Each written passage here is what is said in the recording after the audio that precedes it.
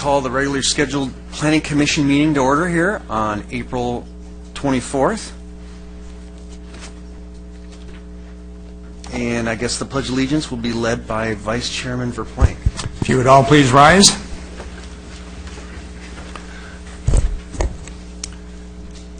Ready? Begin. I pledge allegiance to the flag of the United States of America and to the republic for which it stands, one nation under God, indivisible, with liberty and justice for all.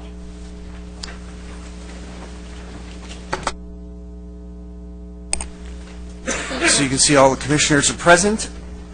Now comes to the time of the meeting where if you have any public comments on items not on the agenda, you have an opportunity to speak before us. So if there's anyone that has any speaker cards, if we haven't received any, okay, so I think I noticed there were 5 students in the back. This is your time to come up and say something like. All right, I guess we'll pass on that. So no consent calendar. That brings us to the public hearing and item number 1. Item number 1 is appeal of the Director of Development Services denial of the determination of public convenience or necessity for the 99-cent store only located on El Toro Road. This and item 2, they have the same applicant, and the applicant has requested a continuance of this item. We're recommending that the Planning Commission continue both item 1 and 2 to May 8th. Can we make a single motion for you would encompass both items? Okay, I so move. I'll second it. So we have a first and a second. All in favor?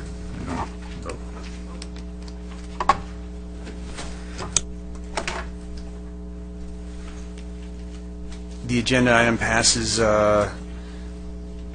unanimously, both 1 and 2.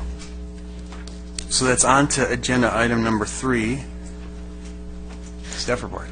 Item 3 is an amendment to a previously approved tentative track map, and Carrie Ty has a staff report this evening. Good evening, Chairman Hamilton and members of the Planning Commission.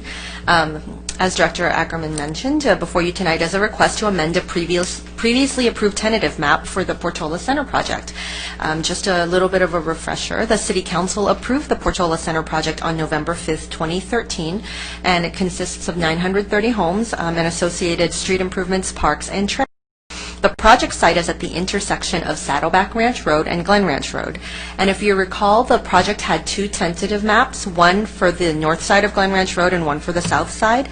The requested amendments tonight only pertain to the map for the north side, and more specifically, only for the portion of the map that's on the west side of Saddleback Ranch Road. The project's approved grading concept would have required, it's detailed in your staff report, but I'll, just for the benefit of the audience, the approved grading concept included the relocation of a county trail, as well as a connection to the county trail to the neighborhood. And relocating that county trail would have required impacting a drainage course, and which would require a permit from the Army Corps of Engineers. And in the process of preparing the grading plans and doing design refinements, the applicant's design team was able to make some modifications to the grading areas in that northwest corner to avoid impacting the drainage course. Now, this area of modification is in the very northwestern corner of the Northwest Planning Area. It is adjacent to Whiting Ranch Wilderness Park. The reduction in this grading area, and in order to avoid impacting the drainage course, they actually pushed the grading footprint back in, so it is a reduction. And in order to accommodate that, a design of a cul-de-sac had to be reconfigured, as well as 4 residential lots. The change does not affect the overall street layout or the number of homes in the entire development.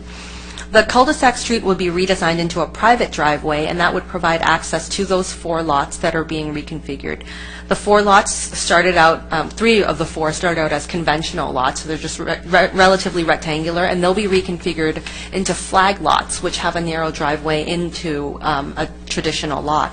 And that will enable, in addition to that private driveway, each lot will still have its own individual driveway, which will allow for a traditional home with a two-car garage and anything you would expect on a regular rectangular lot. In addition, following the approval of the project, the Portola Center began preparing grading plans and street improvement plans for city review. And during this process, certain design refinements were made to the street sections. And included in tonight's application is a request to widen the entryway to the northwest planning area, as well as reconfigure the west side of Saddleback Ranch Road to move the landscaping from the inside of the sidewalk to the outside, and that would result in a landscape parkway between the sidewalk and the curb, and that'll add a buffer between the sidewalk and the roadway. Given that these requested modifications would avoid impacting a drainage course, it would reduce the overall grading footprint, it would not affect the number of homes or the previously approved county trail or the neighborhood trail connection, and overall would improve the aesthetics of the streetscape along Saddleback Ranch Road, staff recommends that the Planning Commission adopt the attached resolution to approve this application.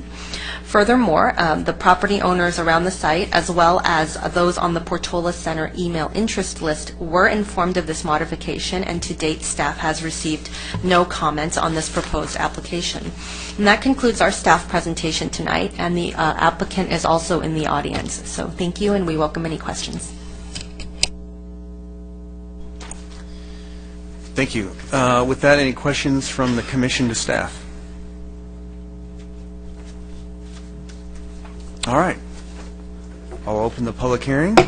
This is a public hearing. As part of the public hearing, the public has the right to voice their opinion or ask questions. I can speak for all of us on the to say we appreciate your comments and questions. So to ensure that the process runs smoothly in accordance with some of the procedures we've established, staff and the commission will address applicable questions or comments after everyone has an opportunity to speak. It doesn't look like we have any speakers. We do have one. Maybe two. If you can provide your name. Yes, and, my name is Nita Desai. I am a resident of Portola Hills, and I have only received information through email on the 21st of the month about the meeting. I am a resident. I have never received any other information about this meeting. This is why we have almost nobody from Portola Hills. I think there should be a little better communication. We used to get a letter, which we have not received because I've been watching for it. Okay, thank you for your comments. If you can also fill out a speaker card. Good evening. My name is Scott Malloy. I'm with Baldwin & Sons. I'm here on behalf of the applicant. We're the applicant for the project, and I'm just here to answer any questions. Thank you.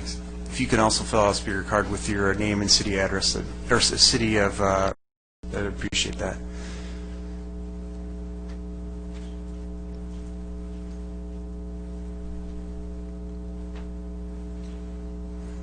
Is there anyone else who wants to address the commission? So we'll bring it back to the commission for any questions, additional questions to staff? Or any questions? Okay. Possibly to Carrie, possibly to the applicant. Excellent report, very well written, explains exactly how we got to where we are, and why we're shortening the scope of the grading and whatnot. And it looks like it's fairly well done. My question is on the abruptness of it. It looks like in having shortened it to bring it in so that it doesn't impact the drainage issues, we end up with a much less gradual visual effect. And I'm trying to picture, it's on the back side of the property, right? It's not something that's going to impact the aesthetics, I guess, is my only real concern. It looks like everything else is in order. It just looks like we've got a much more abrupt retaining wall system than we had in the previous approval. So.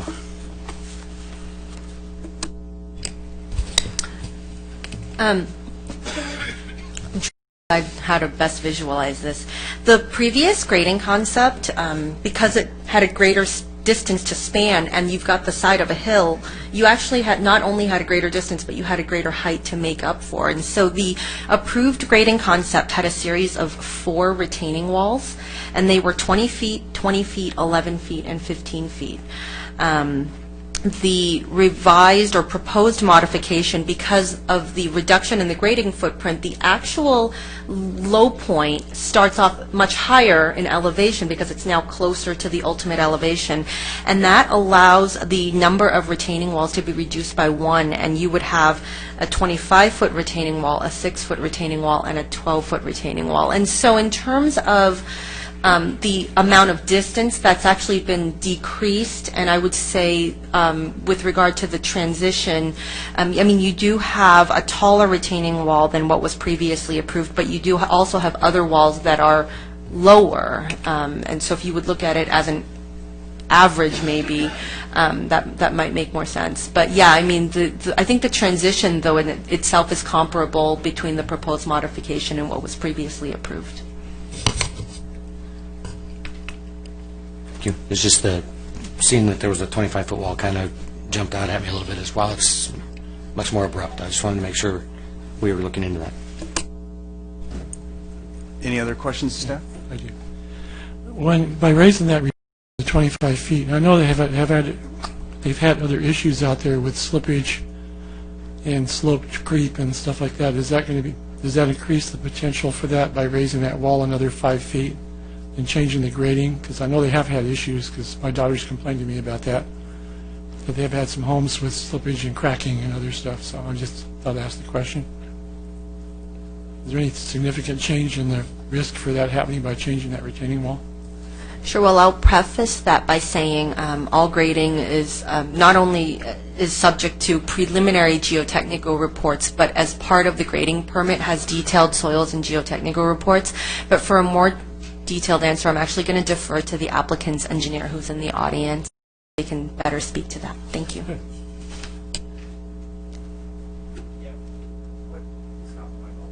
Carrie says is correct. We have to do a geotechnical report at the grading level, 40 scale, that analyzes the proposed grading plan that's before you, which we have done. So essentially, we have to analyze various cross sections through the site based on the existing condition and the developed condition, and then they have to ensure that what we're proposing to build, the grading and the addition of fill and the cut areas, all works. It's geologically stable. So they have done that, and in that area in particular, these walls are considered, they're called mechanically stabilized earth walls. So they're actually a 3-dimensional wall. It's got a geogrid behind it. They are substantially stronger structurally than a conventional retaining wall. So in that area in particular, the walls, the systems that we're using are geologically or geotechnically much stronger. So. I had one other question. Looks like you've relocated the entrance to the trail connection looked like before it was at the end of the cul-de-sac, and now you've brought it down. It looks like between 2 of the housing lots there. Correct. What are you doing to protect the homeowners on both sides from noise and people? And well, there's a the public has access to that, right? Correct. Yeah, there's a small retaining wall, I believe, on one side. I don't know if you could. Oh, it's on both sides. Yeah, as it comes down, and so that'll create a sense of privacy, and that'll be landscaped, and the houses will be obviously up and above, and there's a slope above that trail as it goes down, and there's fencing and all that sort of stuff. So I think it'll be primarily private. Our anticipation is, even though the trail is technically open to the public, that it'll be predominantly used by the residents of the community. And that's actually where we proposed the trail connection originally, and then later on in the planning process we moved it up to the very far corner. And we actually think that having the trail connection there is better overall for the community, because it creates a little bit more. You don't have to walk up around somebody's lot and up in this far corner of the project. It's right there at the intersection. So you don't foresee a parking problem or anything from people using the trail? I really don't. Yeah, I don't think so. I think the majority of the people that use that trail will live in this particular neighborhood, and they'll walk to it. Okay.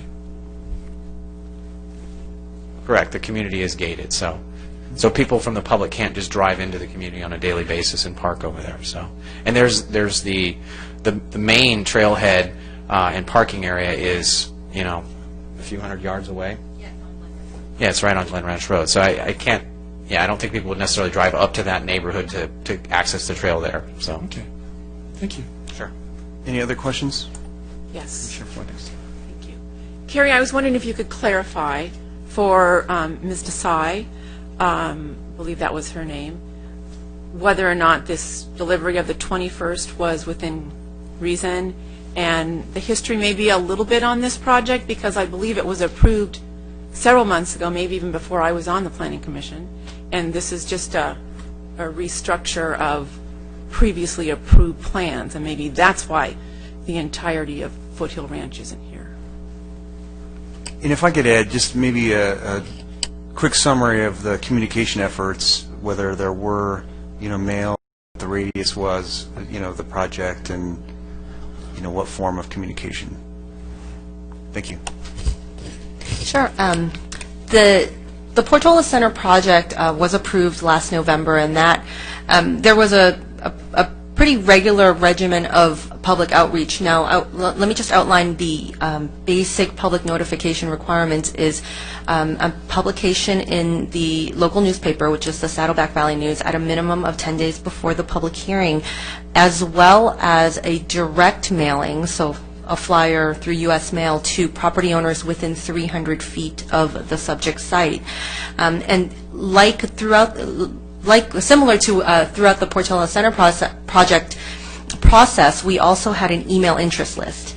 And that was done at courtesy to the greater Portola Hills community, just to keep everybody informed of upcoming workshops and community input opportunities.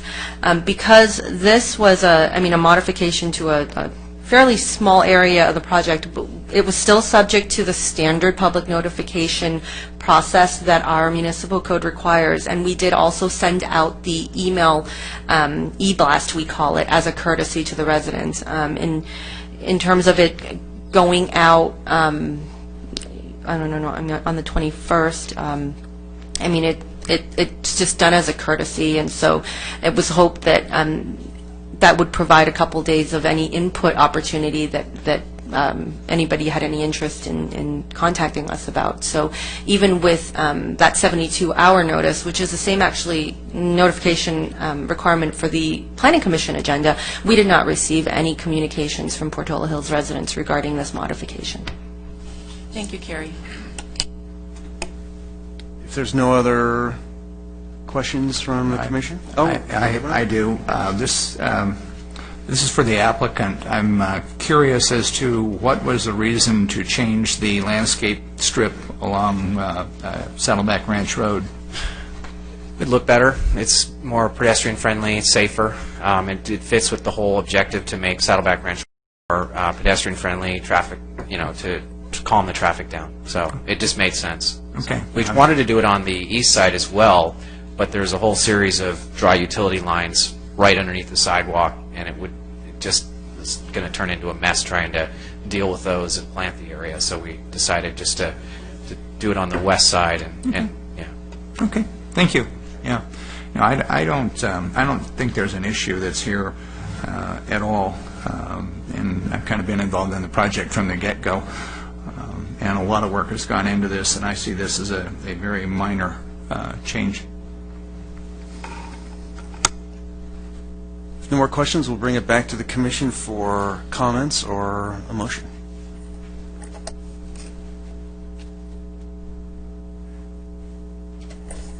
It looks to me like Commissioner Jerry commented, it's a minor change. It looks like it probably makes more sense to do it this way. So, I think it's a well thought out solution. I think fixing the entrance is a really good idea. Unless there's any other comments, I'll go ahead and move that staff's recommendation. I'll second. Okay, we have a motion, a second. All in favor? Item passes unanimously. Congratulations. Which brings us to agenda item number 4, I believe. Agenda item 4 is a site development permit and a plan sign program for the Lake Forest Gateway Center, and Carrie Ty also has the staff report for this item.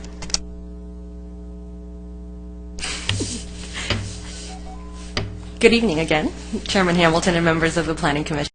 This is the site development permit for the remodel of the Lake Forest Gateway Shopping Center at the corner of Lake Forest Drive and Rockfield Boulevard. As the Commission may be aware, a remodel of the center was started in 2008 but ceased to continue due to the recession.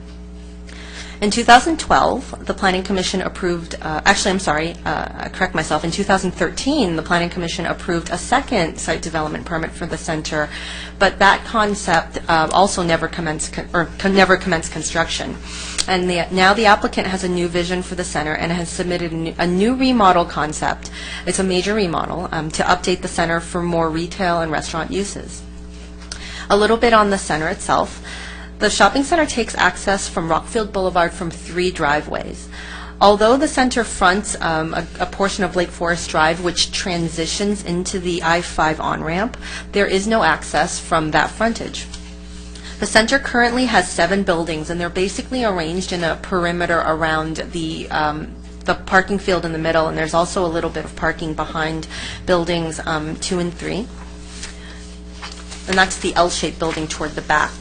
The applicant proposes to demolish 4 of the buildings, and those are on the outer edges along the intersection of Lake Forest Drive and Rockfield Boulevard, along the on-ramp and along Rockfield Boulevard, and replace them with 5 new buildings, roughly in the same location, so the configuration would remain where the buildings are located in a perimeter around the parking.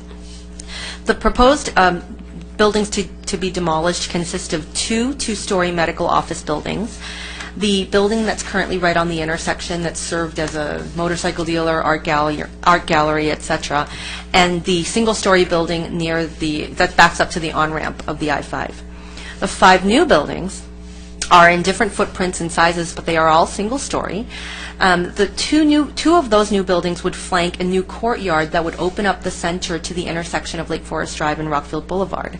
And that courtyard would be a gathering area and have focal plantings and outdoor dining, etc. One of the new buildings would be located right along the on-ramp, and then 2 other new buildings along Rockfield Boulevard would be drive-through concepts. They would be multi-tenant buildings, but would have drive-through lanes to accommodate one of those tenants in each building. The project also consists of parking lot and landscaping modifications, as well as a second courtyard area toward the back near where that breezeway is that connects buildings 2 and 3 to the rear parking area. And the existing buildings that would remain are buildings on your site plan. They're numbered 1, 2, and 3. 1 is currently occupied by Panera Bread. 2 is the long multi-tenant building, and building 3 is where Buffalo Wild Wings is. And the applicant proposes facade updates for those buildings to match the new architecture. As demonstrated in the plans included with your packet, the proposed architecture of the buildings is a clean style that combines traditional proportions of a building. So it's got a building base, a midsection, and a roof feature, but also ties in the traditional earth tone building colors with accent colors that's found in many surrounding buildings in Lake Forest.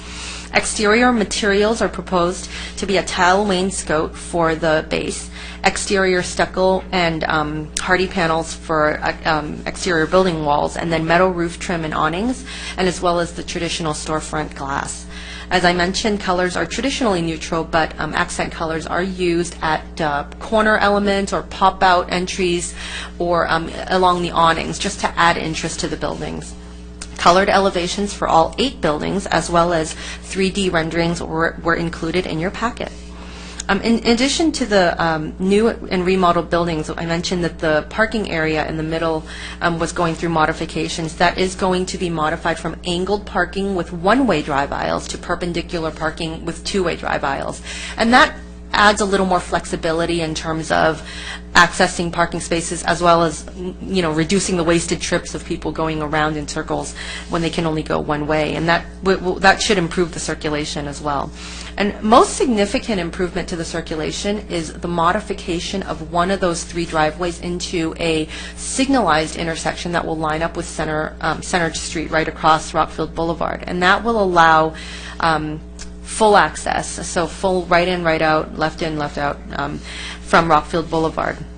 And it'll also reorient the parking lot to line up with that main driveway. The signalized entrance and will come with associated striping improvements and really will be a full-on new intersection. So basically that sums up the remodel of the center, and tied very closely to that is a proposed planned sign program for the center. And the applicant is proposing a series of new freeway-oriented signs to be located on the I-5 on-ramps, kind of transition from Lake Forest Drive, 2 new monument signs, and then tenant wall signs that you would expect in a shopping center. The 3 freeway-oriented signs would be located sort of on the back of the buildings that are going to be located on the on-ramp, and they're really intended to add visibility to passersby who might come back for a future visit, because really there's no entrance on the on-ramp, but being located next to a freeway, the center has no visibility from the freeway either, and so that creates a tough, unique kind of situation, and the applicant's trying to balance that with justifying sort of this major remodel in the center. We hope that the new signs would encourage other people, encourage them to come back at a future visit, since they know what's in the center. The 2 monument signs on Rockfield Boulevard would facilitate access into one of the 3 driveways, because the driveways are spread out, and so having only one sign at one location, you might miss opportunities. And the applicant believes that adding a second monument sign along Rockfield will provide adequate visibility, so that motorists can use the new signalized entrance. And in conclusion, staff supports the applicant's major reinvestment into the Lake Forest Gateway Shopping Center. It's an effort to rebrand the center into a retail-oriented destination, and it's intended to draw regionally, sort of as an extension of major shopping centers like the Irvine Spectrum that's nearby.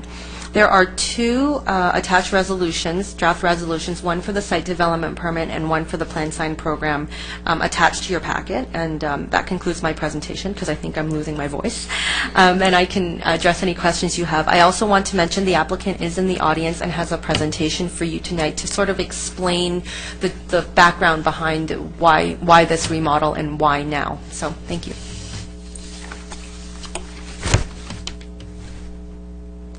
Maybe we should allow the presentation to proceed at this time.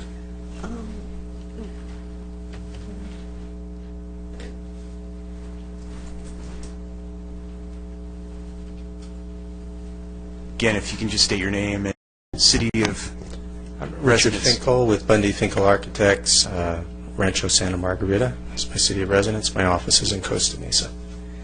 And good evening, council people. I think Carrie's done a terrific job of presenting our project. I won't take long. I think the materials that we provided to you also describe it pretty well.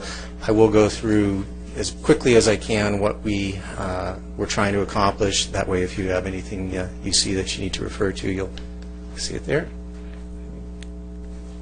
Here we go. Okay, the challenges of the project, of course. I've lived in this area for 26 years, Rancho Santa Margarita. I had driven this route countless times. I didn't even know this center existed. So when I was approached by the client to do a remodel of the center, my comment actually was, which center? So from the corner, there's very little identity. You just don't know that there's a 91,000 square foot center behind there. So it's a great center, lots of terrific tenants.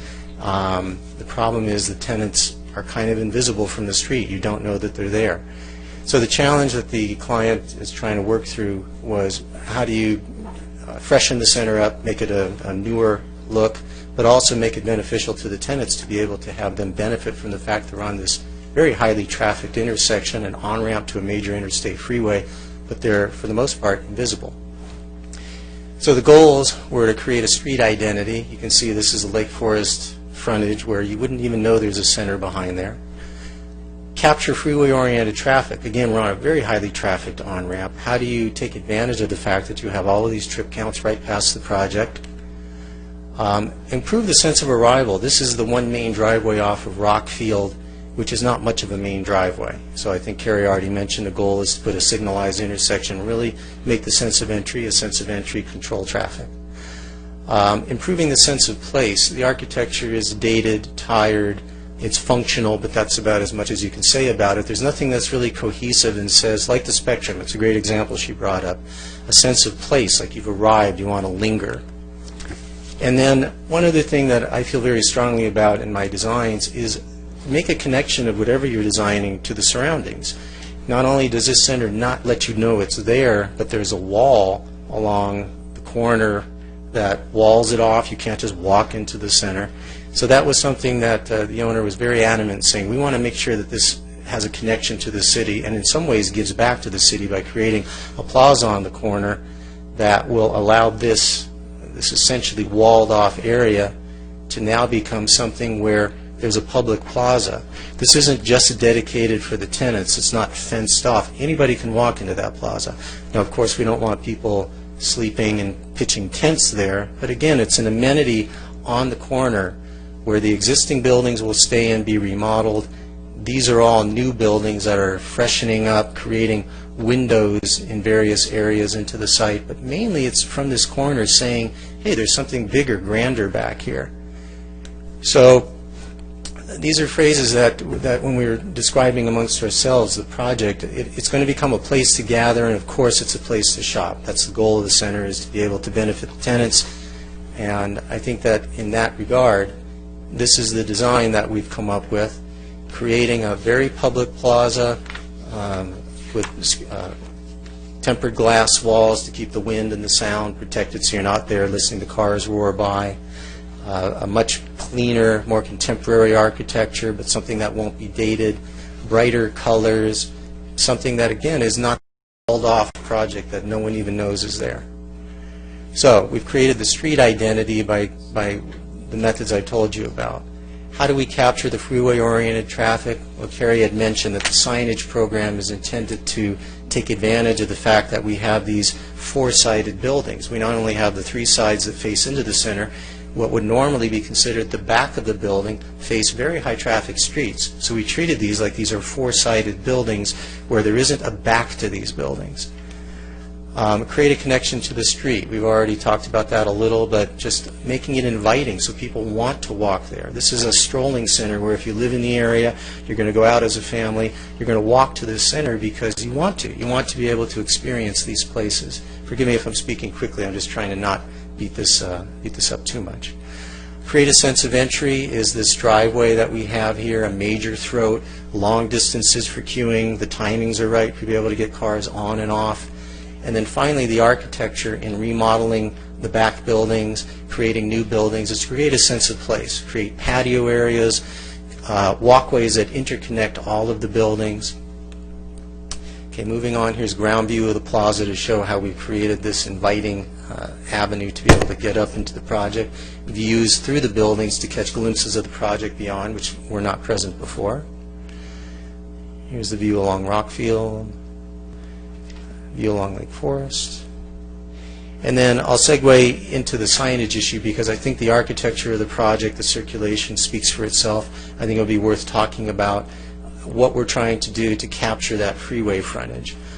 We started out with a much grander signage idea and then working with city staff saying, you know, we think that you have a good idea, but let's make this more workable for our city. Let's try and get this so that it meets our code and it's exactly what we need it to be to help the tenants do what they need to do. In that end, we've ended up with one larger freeway-oriented sign here and then two smaller signs. Kept them low. There is not a signage element that's no taller than the tower that's next to it, and that's not even the tallest tower in the center. These are taller. So we made sure that the signs don't overscale the project. These down here don't even come near the parapet height.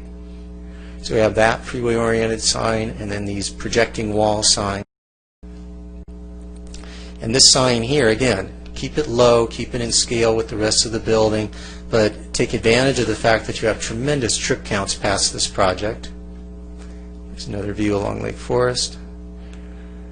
So as you're getting on the freeway, this is, again, is an on-ramp, highly trafficked. We have these two signs here which have limited blades on them. We can only handle 6 tenants on them, but it allows those tenants that are buried back in the center and no one will ever see them unless they drive into the center to have that opportunity to be ID'd. The client can also use that to be able to entice brands that may not go into a center like this, because now they're able to say, hey, you guys are going to get noticed along a very highly trafficked route, so it allows them to get better tenants, national brands, things that I think the city will benefit from and the residents will love having. What we're doing here is also something that's being done in a lot of areas. The Irvine Home Center has these signage elements right along their on-ramp to the freeway. Everyone knows Marketplace Irvine. This is their off-ramp. These signs are on the freeway. The on-ramp from Tustin Marketplace, signs on the freeway. SoCo Collection, signs on the on-ramp to the freeway, and even in Laguna Hills, the row, we work for the public storage that owns this, they're trying to increase their branding along the freeway by putting freeway-oriented signs. Certainly this sign is designed, even though it's on a frontage road, to be visible and treated as if it's freeway frontage. So that's basically the project. You know, as we said, it's a place to gather and it's a place to shop. And I think working with staff, we've come up with the best possible solution we can, and we hope you all approve it and enjoy it once it's built. Thank you for that. I think it's a good time for us to ask questions from the commission to staff or the applicant. Any questions? I have a question, Carrie. The landscaping referred to on page 124, 14 of 23 of this packet. Was there any consideration regarding the landscape palette in our application package here tonight, in addition to the future Rockfield streetscape project that will be coming at some point in the future? Was there ever any discussion about the two landscape palettes?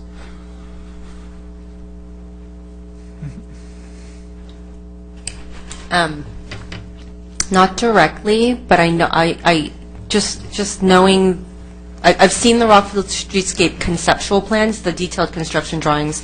There hasn't been any funding for that yet, but I've looked at the conceptual drawings, and a lot of the plants are, I mean, maybe coincidentally, but they are coincidentally similar. Not so much the palm trees, but definitely the shade type trees. There's a lot of Brisbane box in the parking lot, for example, and that's a compact shade tree. But you know, I mean, overall,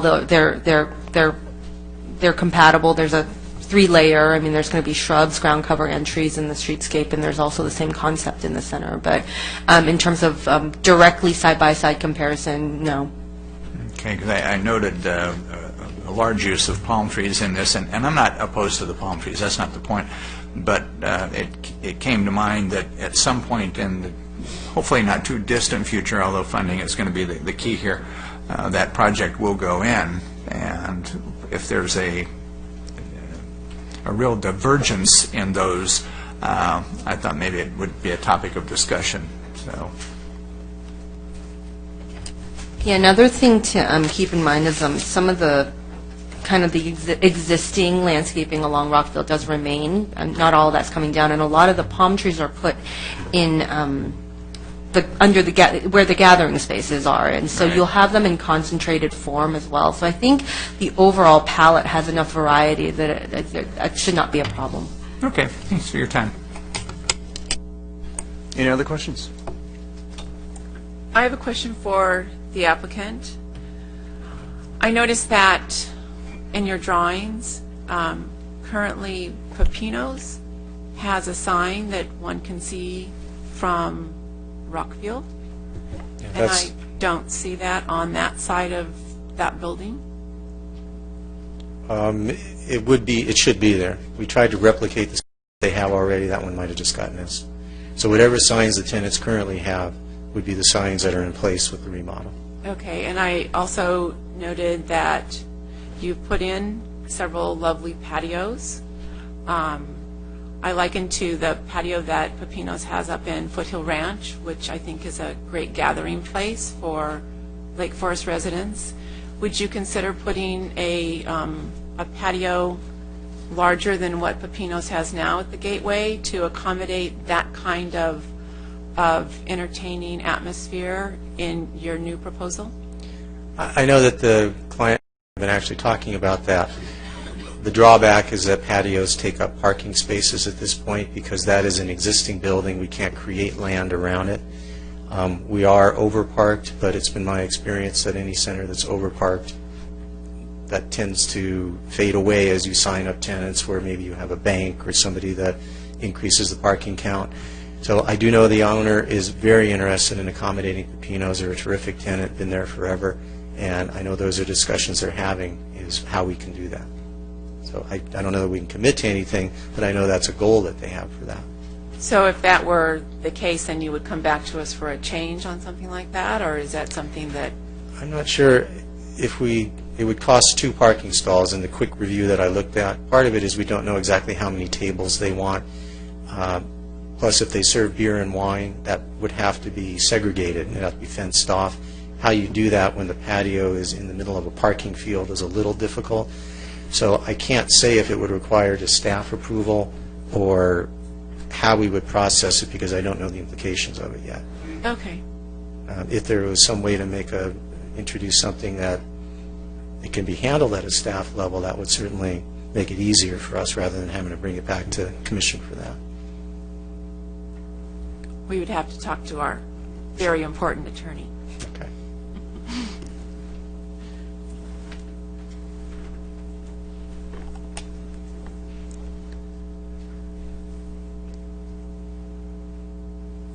I think we'll maybe wait for the attorney and ask if there are any other questions from the commission. Yes. I've noticed in visiting that shopping center on various occasions that parking tends to be a little bit of a problem. If Pepino's is having a really good night and Buffalo Wild Wings is having a really good night, the parking in the front is a circus. I mean, it's all gone. And I don't think people realize that the parking that exists along the perimeter of the project, it looks like the bulk of your parking actually is around the perimeter. It's not really in the center where a lot of the people would tend to congregate. How do you plan to deal with that and kind of shuttle people into the parking spaces behind the restaurants and the shops there? Because most of those shops don't have entrances from the back, and I noticed that in your comments. 2 ways. One is that there will be much more stringent adherence to having employees park behind the project to be able to make sure that the people that are there all day working aren't taking up all the parking space transient customers coming and going would like to park. Another option that we're exploring is the breezeway between the 2 rear buildings back in this corner here is sort of a dark covered space that doesn't allow a lot of, it's not inviting. It isn't something where you'd really want to go back there. It also obscures the fact that there is a parking area, a parking field directly behind those buildings. So we are looking at it from a construction standpoint of taking the roof off that, opening it up so it becomes an open breezeway. So just by virtue of the fact that you're getting rid of the heavy planter and tree that blocks that rear patio. Let me see if I can go back to the first slide. I guess not. If you look at that back area, we're taking out a large planter and tree, opening up that rear patio that would block the view and free passage back to that parking area. So we're just trying to find a way to get people to know the parking's back there and make it very easy to use that parking behind buildings 2 and 3 and then transit up to the front of the building. There we go. So, Because that's the problem with building 2 and 3 is it's quite long, and it's a long transit area for people to walk if they're parked back there. we know it. This doesn't appear to be working. Yeah, just if you want to advance it to the site plan. Is there an entrance to Building 3 is Wild Wings, right? Yes. Is there an entrance in the Stop back? right there. That's fine. No, Buffalo Wild Wings doesn't have a rear entry, so it's this right here that we're looking to open up We're already going to remove the large tree and the heavy planters that are there. And if we can open up that breezeway, this entire parking area back here will be more enticing to go back there. And I think that once people know the center, particularly if you're a Buffalo Wild Wings patron, if you know that there's abundant parking back there, the tendency would be to park back here and then walk the 50 feet to the front door. So beyond that, it's also just cleaning up the parking lot, just making everything back there. We're getting rid of the old trash enclosures and putting newer ones because the old ones are broken down, encouraging the tenants that right now the back areas of the building aren't always kept up the way I think the landlord would like them to. So I think making parking in the rear more enticing in general, just making it a better place to park. So being able to park back here if you're going over to this building, park back here if you're going to the Buffalo Wild Wings. So you'd encourage most of the employees then to park along the back side of the building? Yeah, I actually think that's already a restriction that they have. It's not followed very rigorously by the employers. We have the owner here if he wants to speak to that. So architecturally, that's what we can do, and then the owner is going to have their own measures as a landlord to encourage parking behind the building. Because it kind of, the problem is the entrances to that back parking they're not really easily noticeable when you first drive in.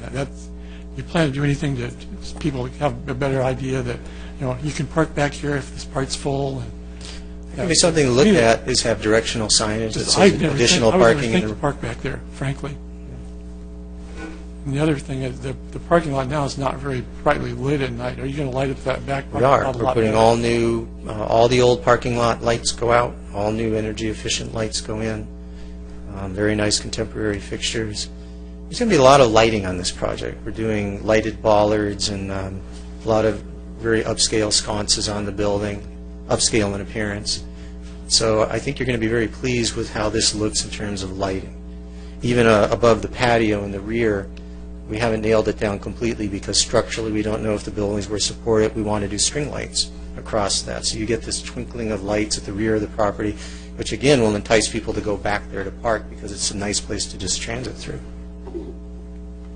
Yeah, that's the thing, because a lot of people don't like to go in places that are obscured, and we know, especially at night. So, well, thank you very much. I think you've done a lot to address a lot of these questions. I will mention, Kerry went over it briefly, just in realigning the parking lot, the fact that now you come in this direction and all the parking runs this way in a one-way drive aisle. Can you advance to the new? Yeah. Keep going.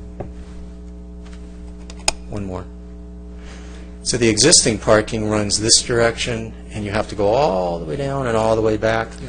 We're now aligning it with this main drive aisle where you come in and you can very easily go back and forth. The drive aisles are shorter.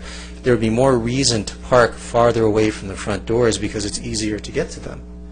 We've also improved the path of travel between all these buildings, so walking between them, you're not walking only on driveways and trying to hop curves. So I think just being able to park farther away and walk to front doors will be much easier in this center than it is now. Because right now it's kind of awkward. On the drive-throughs, how do you propose to manage the traffic through the drive-throughs along with everything else? Because I actually have two of them almost side by side. The entry for this drive-through is right here. The entry for that drive-through is all the way over here. So the entries are pretty far from each other. The exit for this one is here. The exit for this one is there. They will each have stop bars and stop signs. For the most part, they're self-regulated because drive-throughs generally will have a car every 45 seconds to a minute and 15 seconds. So what regulates the traffic is how quickly the food is delivered to the customer and then they leave. So the regulation has really come in having very long drive-through lanes. You can see how far this one is, wraps around the building, this one wraps around the building. So once you enter the drive-through lane, you're not influencing traffic at all. The back of your car isn't sticking out. And then having the menu boards in a logical location. So once you order, get your food, and exit, it's all pretty much contained within these areas and not impacting traffic at all within the center. If I can interject, I think, thank you for coming, by the way, and presenting before us. Back in 2003, I think that was an issue that building 8, new building 8, kind of like the drive-through. And so I asked staff some questions today, and it looks like what would be the food delivery window on that building 8 is closer to Rockfield to allow more queuing. Yes. If there were issues with the egress and entry and exit at Rockfield. So I just wanted to let you know I'm okay, I think, with and I think as they're both going counterclockwise in both proposed buildings 7 and 8. I just wanted to share that with the commission as we're now talking about the drive-through. So. Yeah, the only issue is coming out of Building 8, you have to make a hard right turn to come out of the exit there, which is a little bit, if there's traffic moving around in there, it can be a little bit tricky, but it looks like it's manageable. It just, and anybody. Any other questions, applicant and staff? I have some. Thank you very much for coming. Yes, go ahead.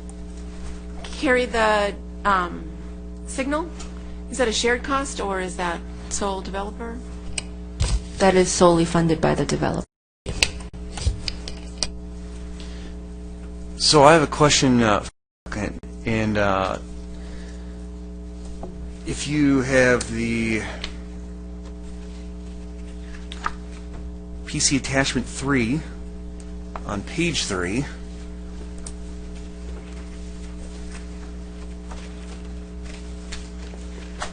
and also PC attachment 4, page 7,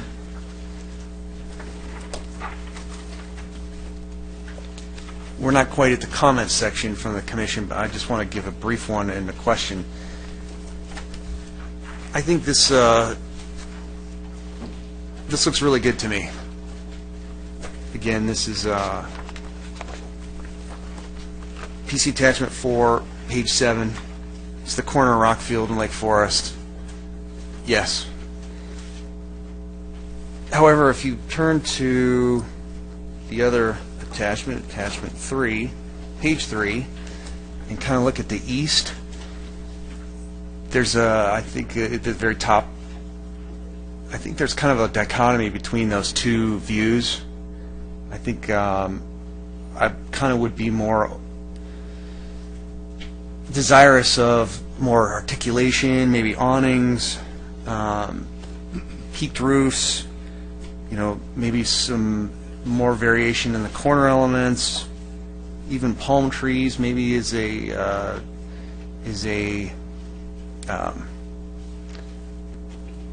trade-off for some of those that I've talked about. And I just wondered if you're open to kind of more articulation. I'm not trying to gouge you here with, hey, we want 50 more palm trees, every 2 feet along that area, but it just seems like it's kind of different than this kind of view. It is. And that's this building right here. And in terms of the articulation, I wish this was pinched to zoom. It's hard to see what's going on from this far back, but there is actually an arcade here. So the towers that you're seeing in the east elevation on page 3 are actually in front of the project. There's an in and an out that's going on that you can't tell unless you were to look at the plan. What we were doing is taking the existing towers that are these heavy concrete block elements here, here, here, and here, and cladding them and putting stone on them and the hardy panel on it, adding new awnings to them, freshening up the planters that are there that are, many of them don't even function as planters anymore. But we were not tearing out the whole front of the building and redoing it to the point where we are able to do much more than that. And there's more going on. The 3D would probably show it better. Yeah, on page 13. Yeah. I can see what you're saying. Yeah, page 13 shows it. So there is a lot of in and out, up and down, and trying to make those existing block buildings look anything like these new buildings was, that's what we do. We like these sorts of challenges, but it was interesting to try and make these emulate something that's brand new and make it look like it's sympathetic to those. So yeah, you can see on that page 13. There's another one too on page.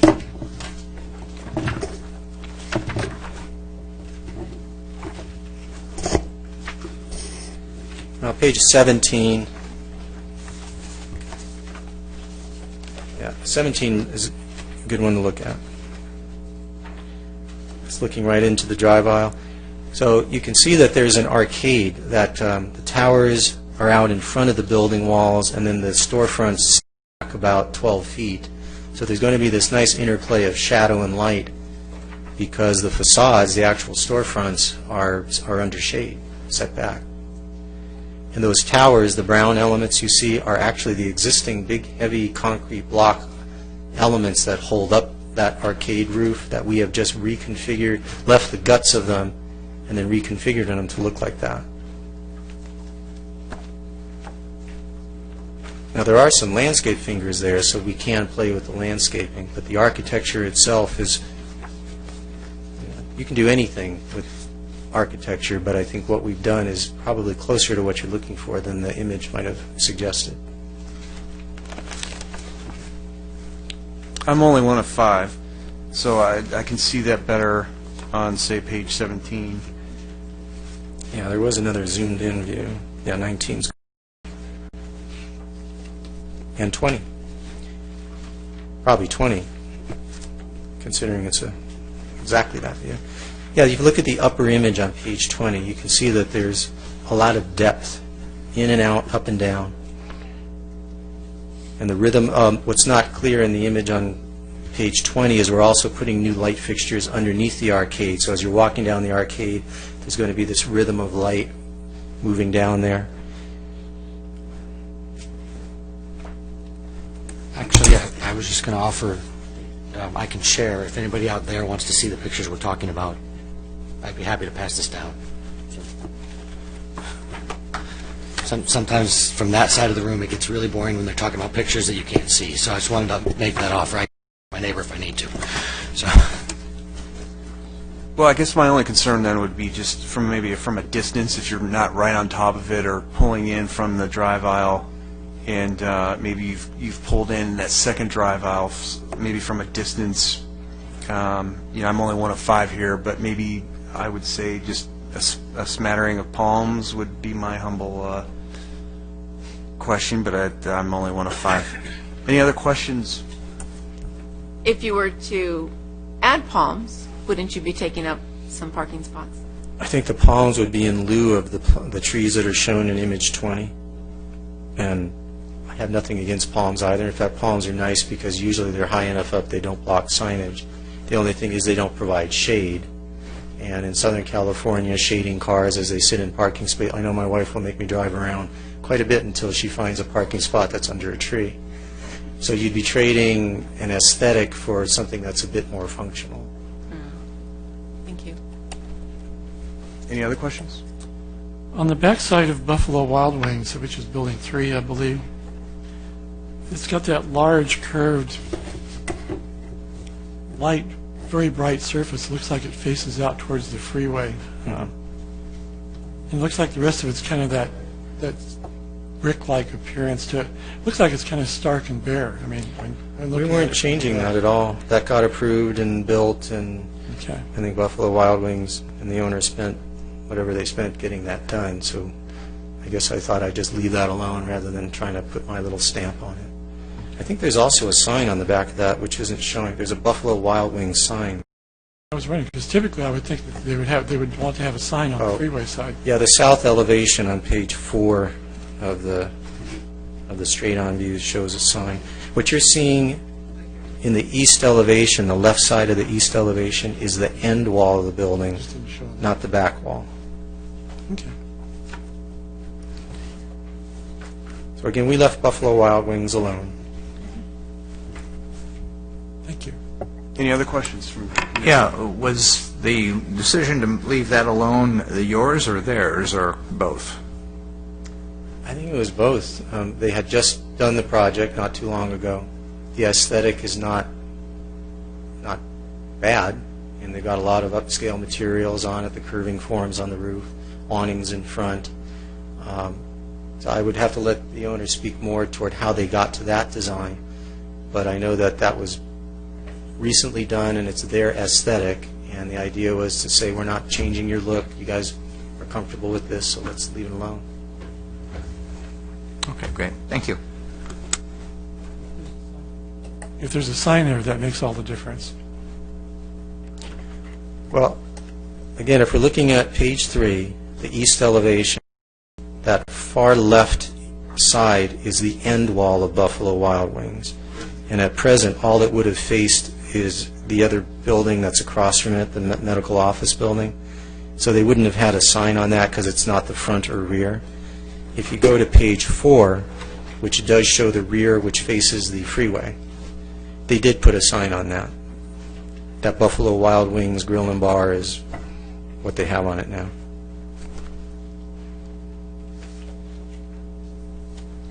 Any other questions? All right, I'll open the public hearing.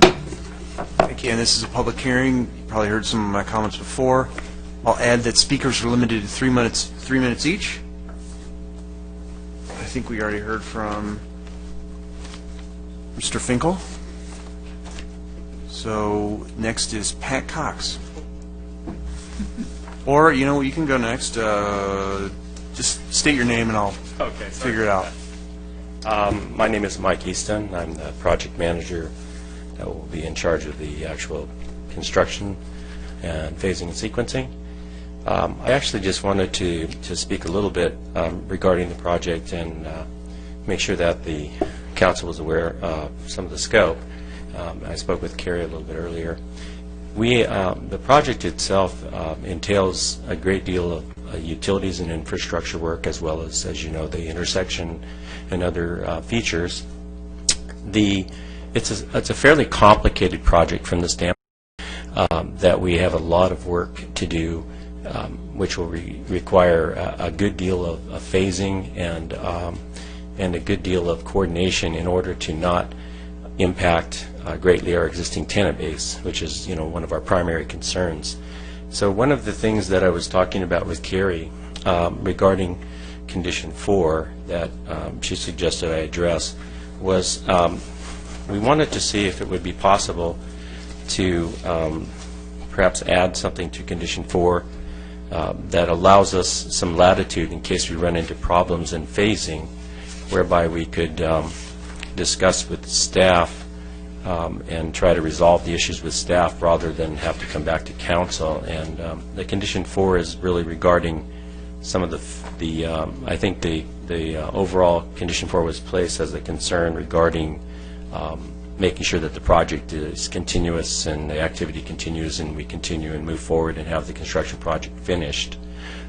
I was actually involved in the project during the 2 previous submittals and approvals, and during the construction project when we ended up needing to kind of, you know, slow things down and re-look at everything based on the potential for the types of tenants we were able to get and the tenant mix and also the financial position that we were in due to the economy. So I understand the requirement and the need for the requirement to make sure that everyone's comfortable with the fact that we're moving forward and intend to complete the project.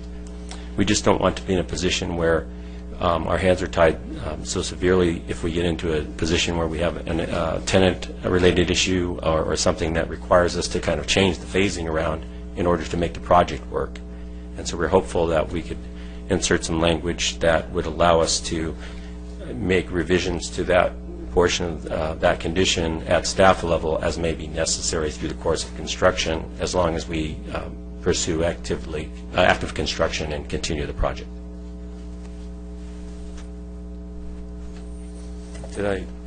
In terms of the phasing, how do you plan to phase it forward? Do you plan to work on the existing remodel of the current project and do the intersection and the parking lot, or how do you plan to phase the project right now? Well, we're continuing to work on the phasing, and we've actually just something that we're talking about with our contractors and our subs and civil engineers and such. And one of the things that we've just recognized is that some of the work, including some of the hot taps in the street and some of the underground work is actually going to have to be completed in what we're now calling kind of a Phase 1A in conjunction with some of the baseline construction and demolition, that in order to maintain utilities and allow for Buffalo Wild Wings and some of the tenants to continue to have sewer services and water and that sort of thing.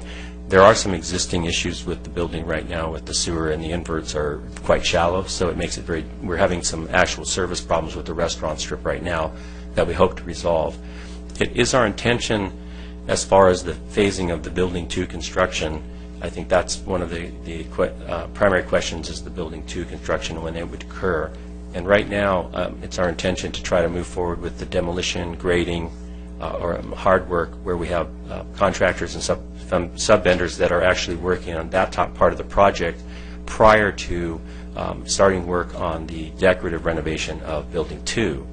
And that really just, is so that we're not disturbing an entire active tenant base, Buildings 2 and 3, while we do all this rough carpentry, and we're not bringing in subcontractors out of phase. So the way that we would be working it is we would be working on the pad buildings and the corner buildings, and also all of the infrastructure.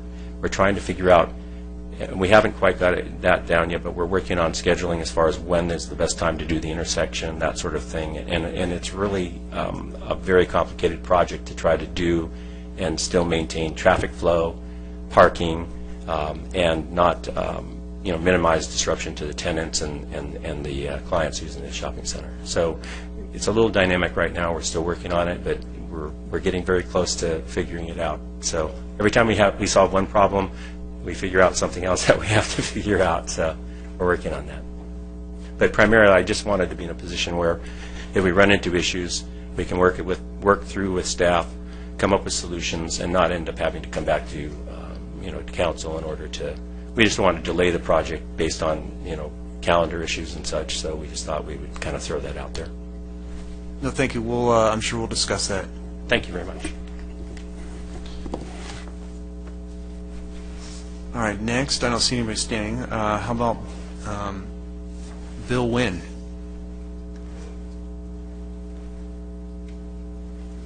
You don't have to speak if you don't want to, but you have you have a speaker card here if you have any hesitation. No, I'm the CEO and president of Valley Rock, the owner of the property. I just wanted to introduce myself and thank you for hearing us tonight. And I'll pass it on to Pat Cox, who's our director of development, whose name is next.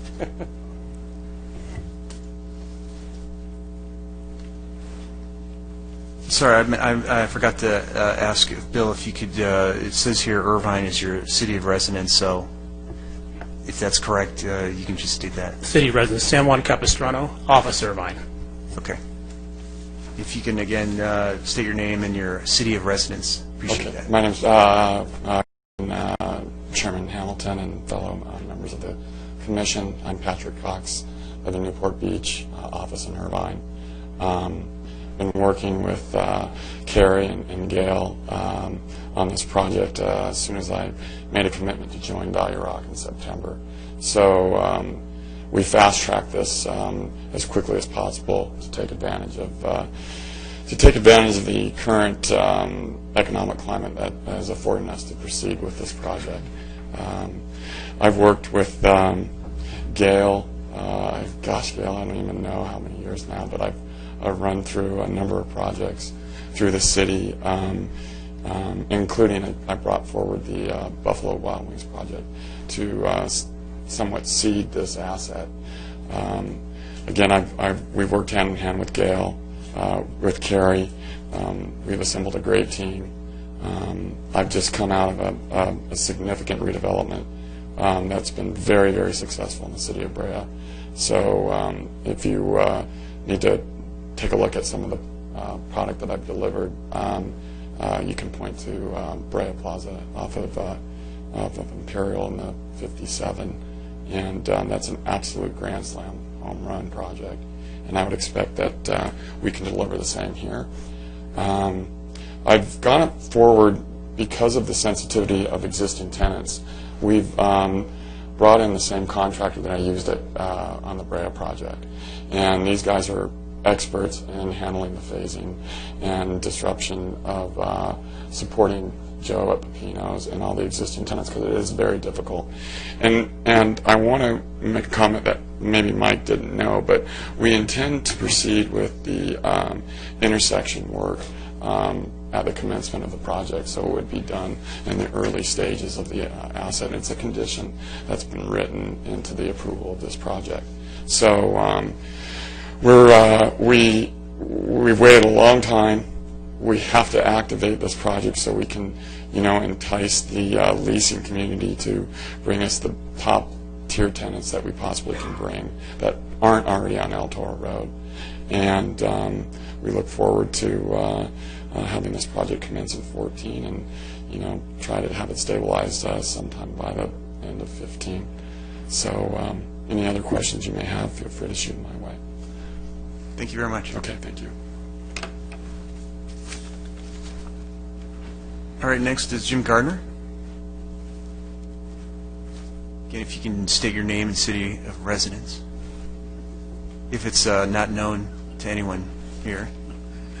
Good evening, Chairman Hamilton, staff, and commission members. My name is Jim Gardner. I live in Lake Forest. You probably don't know this, but I've been involved in commercial development for several years, and shopping development. At the moment, I own Carl's Jr. in North Carolina, casino in Vegas, and I think I'm buying a Dollar General in Iowa as we speak. In any event, I'm familiar with commercial development, but I'm here tonight speaking as a citizen and someone who lives near this project. And as several of our other retail centers in the city, this is one of the really ones most in need. So I've looked through it, although not in the detail as if I was investing my money, but I did look through it, and I think it looks really great. I'd like to support it. I'd like to reinforce what the gentleman earlier was saying about giving them the latitude to work with the staff and not have to come back through, so long as it's not a major design issue. And that area needs it. That whole part of the city needs it. And I think it would be a great addition, and I support it completely. Thank you. Thank you. Next is Tim Reichert. Again, state your name and your city of residence. Hi, Jim Reichert, Lake Forest resident, 26 years, and I think this is a great project, but, three buts. As Tom mentioned, parking right now is a nightmare. And with all the vacant buildings, and now we're going to add a lot more buildings, I hope and pray that there's going to be more parking spaces when they build this than there is today. If there isn't, you're going to have the biggest mess on your hands. The other problem is handicap parking. In Pepino's parking lot, there's one handicap spot. For people that are handicapped, like my wife, never gets to park in a handicap spot anywhere in that parking lot. That's terrible. Third thing, if you put a traffic light where it's proposed, you're going to create the biggest traffic mess in the city of Lake Forest you've ever seen. Traffic is the number one concern. Traffic congestion is the number one concern of our residents. If you've been there at lunchtime or at rush hour, anywhere, stand near Taco Bell, stand by the pastrami place, can't remember the name, and look down towards Lake Forest Drive, and how many people are coming towards there. If there's a red light, there's not going to be enough room for all the cars to stack up to Lake Forest Drive. Same way with down Rockfield towards the Auto Mall. It is going to be a nightmare. We've already created in our city, we're becoming the traffic light capital of the world. Traffic lights do not improve traffic flow. They impede it. They stop it.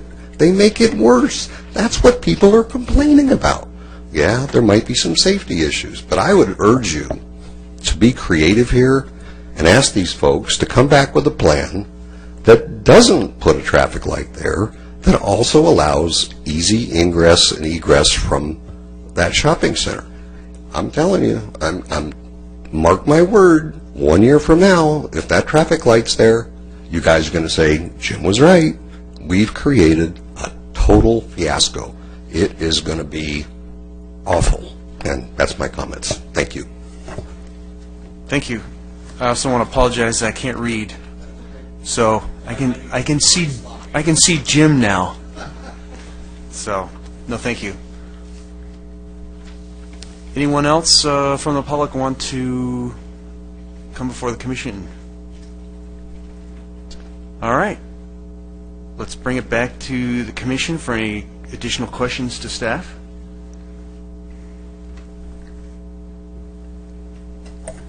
Did the staff look at the potential issues with the traffic when you reviewed that project and what the effect the signal would have on the traffic flow in that area? Yes, I'll have Carrie Ty. We work closely with the city's traffic engineer who reviews all of the interior circulation and its relationship with the streets. Thank you. One of the motivations for a signalized entrance into the center is actually the current roadway configuration of Rockfield Boulevard. Rockfield Boulevard is, as you all know, it's very wide, and at some point the median turn lane, so it's 2 lanes in either direction for through traffic, but you pull into the middle lane and wait until you left turn into the center from if you're going from Lake Forest Drive to Rockfield. And so that's the way you would go. So it's only left turn if you're coming from Lake Forest Drive. If you're coming from Bake Parkway, those of you very familiar with the site will realize there's a crest right before you get to the driveway that's near Panera Bread.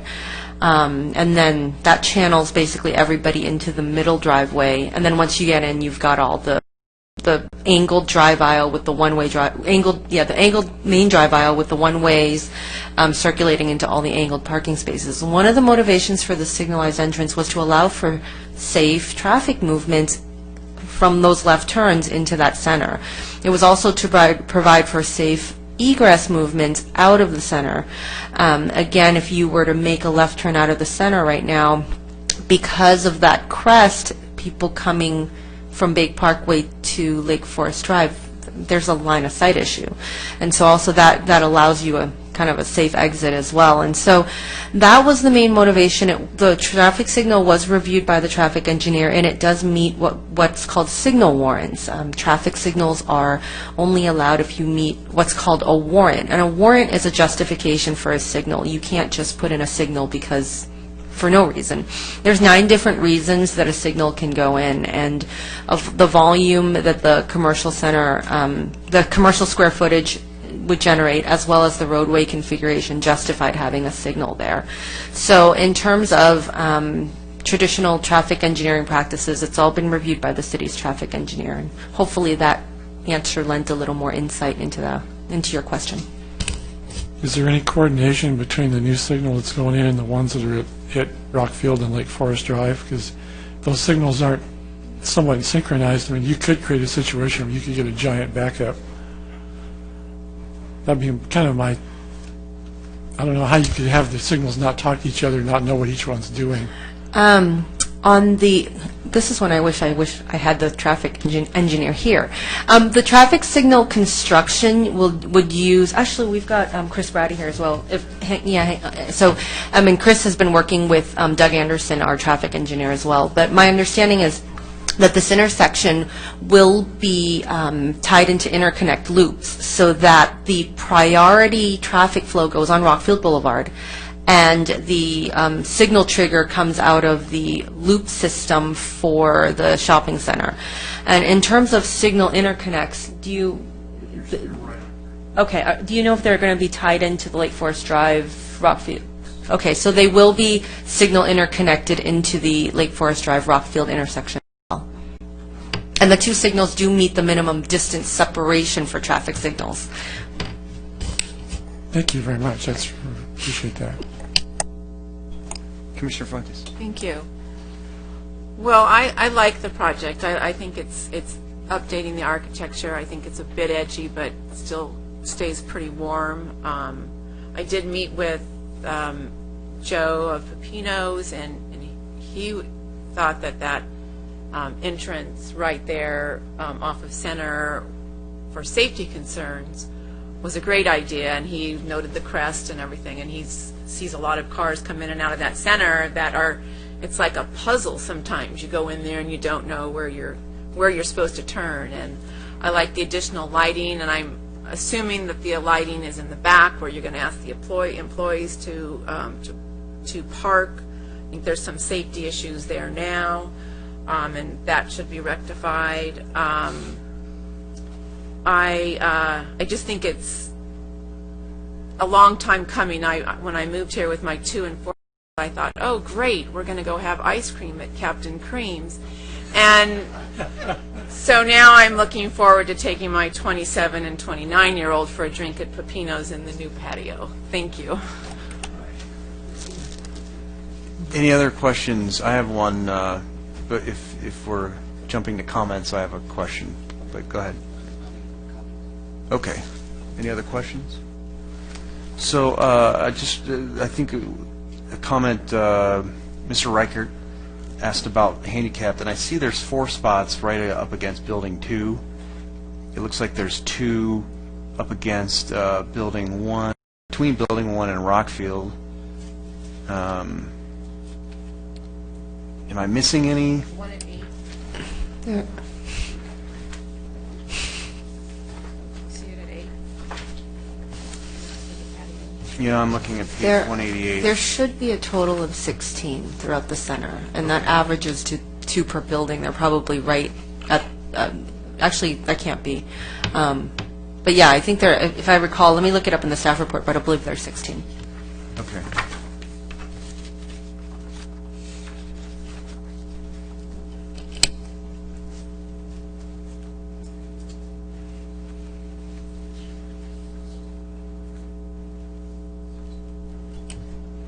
That is correct. There's 16. Okay. And that is in compliance with code, either when it was built or? Yes, that meets the minimum. It's done with a proportion formula, and it's detailed in the California Building Code. And the set of plans was reviewed by our building official. And I'm not recalling the exact formula off the top of my head, but it does comply with the number. Okay. All right. If there's not any more questions, we can start comments or continue comments. All right. I'll jump in. First of all, the last version of this remodel was one of the early projects that I was on this panel as part of. It was the first vote I lost. The first attempt at the last approval. I went down 4-1. I was the one, because I thought you guys had done a great job. You came back and did an even better job, and it passed. I can honestly say I'm glad you didn't build what we approved. This is phenomenally better. This is so much better visually, aesthetically, the mix that it brings to the city. I mean, I believe your business development, and Mr. Cox, I think, but I'm terrible with names, use the term home run, and I'm a baseball junkie. I would use the same term. This to me looks like a home run. You know, it doesn't. It's got rough edges here and there, but it's more like stuff that you can buff on more than stuff you need to take to the body shop. So I'm very pleased with what I see here. That said, I wanted to kind of briefly touch on an observation, and it may lead to a question, and if it does, I apologize, but because I saved it for comments. With the proposed building configurations, even though we're going from 7 buildings to 8 on the property, which I would imagine it increases the physical footprint, decreases the parking spaces available slightly, I would guess. It only increases the square footage available by 1,000. It's like 950.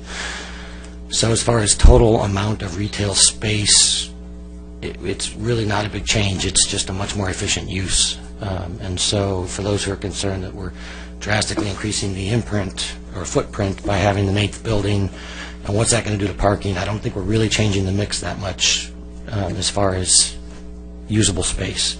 We're just making it flow a lot better is what I see. That said, I moved here in 1998 and moved to Lake Forest in 2001, and I've been telling, and I actually bought a motorcycle from the dealership that was on the corner at the time. First vehicle in California. And I have been telling my wife for years, since the motorcycle dealership left, and there's been a parade of the occasional hodgepodge use in the art gallery and this and that, so I can't believe nobody has put a restaurant on that corner and captured that patio. They just need to clean it up a little bit. It's perfect for a restaurant. Why is there no restaurant on that corner? And finally, I feel like somebody's been listening. So, and I'm a restaurant guy, so that's my line of work. It's my business, and I'm very excited with what I see. So that's why I didn't ask a whole lot of questions, because it looked like you guys took what was discussed in the previous iterations, learned from it, and improved on it. So I didn't feel like I had a whole lot to add. Thank you.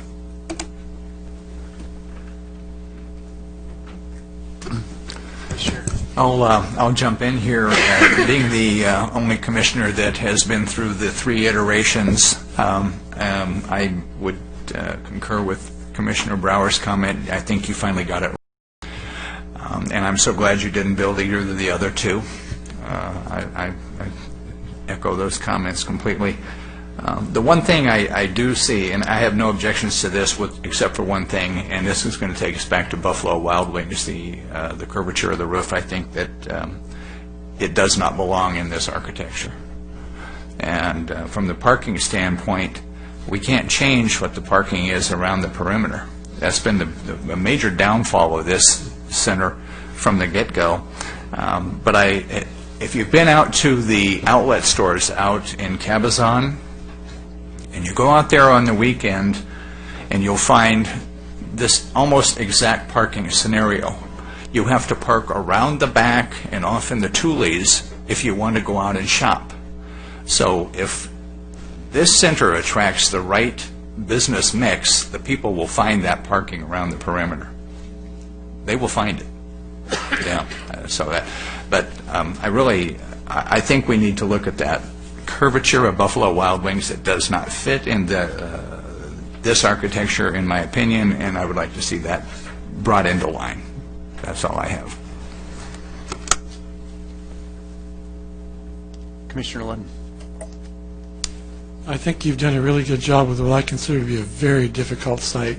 I've done other commercial development too, and this site would be a real nightmare from a construction and architectural standpoint, so I commend you for the effort you put in making it as good as you have, because I mean this really is not an easy site. And from a retail standpoint, the fact that all your freeway signage is for people that are leaving the area, I commend you for doing that too, because that's kind of a gamble on your part. I think what you've done dramatically improves the look of that center. I think it will attract a lot more people now. I think the tenants will be a lot happier, and especially if you can fix the dark parking lot and deal with the parking problem. The perimeter parking along the back, I have to agree with Jerry, my companion down here, that's a real negative. That's probably one of the hardest things to deal with in this site. And hopefully you can find ways to attract people to park back there easily and comfortably. Probably you have to do that by keeping it well lit, by keeping it clean. And that's part of, I guess, what you have to do as a retail property manager. I would like to see a little bit more landscaping around the front of the project and around the patio. I didn't see a lot of architectural accent lighting, but maybe we're just too early in the project to see that. I think a lot of architectural lighting, especially at night, would really dress it up, would attract a lot more people to come to it. Right now, I have to agree with the other comments that it's almost invisible. I think you've done a lot to resolve that problem. But I think lighting and maybe paying a little more attention to the landscaping would help alleviate some of that problem. I think the patio in the front is a big improvement from the art gallery. I think that will attract a lot of people, and I think that if you can the 2 drive-through restaurants at the front. I'm not sure how that's going to work ultimately, but it may create more of a traffic problem than you had hoped, but I hope not. I think traffic is an issue in and out of there because that is a difficult traffic location. I think you've mitigated it probably as best you can. I think how they end up controlling the signals and striping the street will have a lot to do with how well the traffic flows, and that's really sort of out of your control. But I do think that your willingness to put a in there probably is ultimately the right answer, because I would agree. I've had to turn left into that center a number of times, and you sort of feel like you're taking your life in your hands. So I think putting the signal there probably is, from a safety standpoint, a better way to go. And if you can control the traffic back up, then I think it's probably worth the trade-off. All in all, I congratulate you. I think you've done a great job with a really tough situation, and I think your tenants will appreciate it. I hope it allows you to attract some really good, top-notch tenants that will be there and draw a lot of traffic and will make it a highly productive and profitable center for you. Thank you. Appreciate your coming tonight. That's right.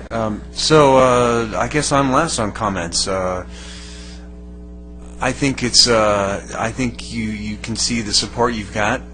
I don't want to probably give you a premature congratulations, but congratulations.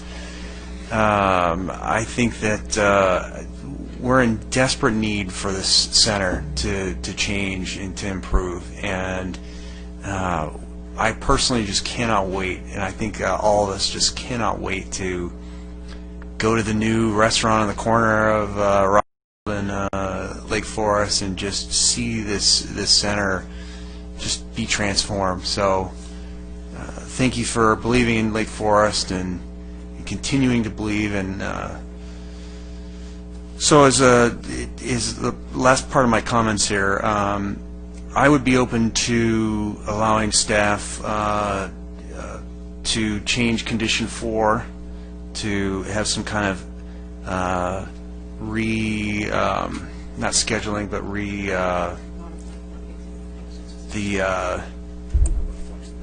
flexibility. The word I'm thinking is scheduling. It's phasing. So rephasing of that. I would be open to allowing staff and the applicant revise the Pepino's patio. I think that was also discussed.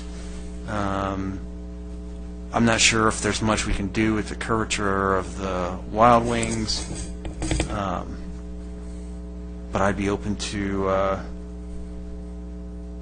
more discussion on that. And then my only thing was if there were just some way to put maybe 5 palms along that building too, so that you'd be, see it from afar. But I don't know. I'm 1 of 5 on that. So with that, I can entertain a motion.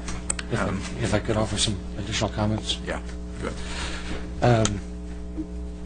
I would propose, based on some of what you've said and some of what was asked by the applicant, that when we get to the motion stage, that I think what we need is something along the lines of a 4J that simply allows the staff to amend the order of A through J as needed, so that all the conditions are still there, but they can move around which project happens when if they need to.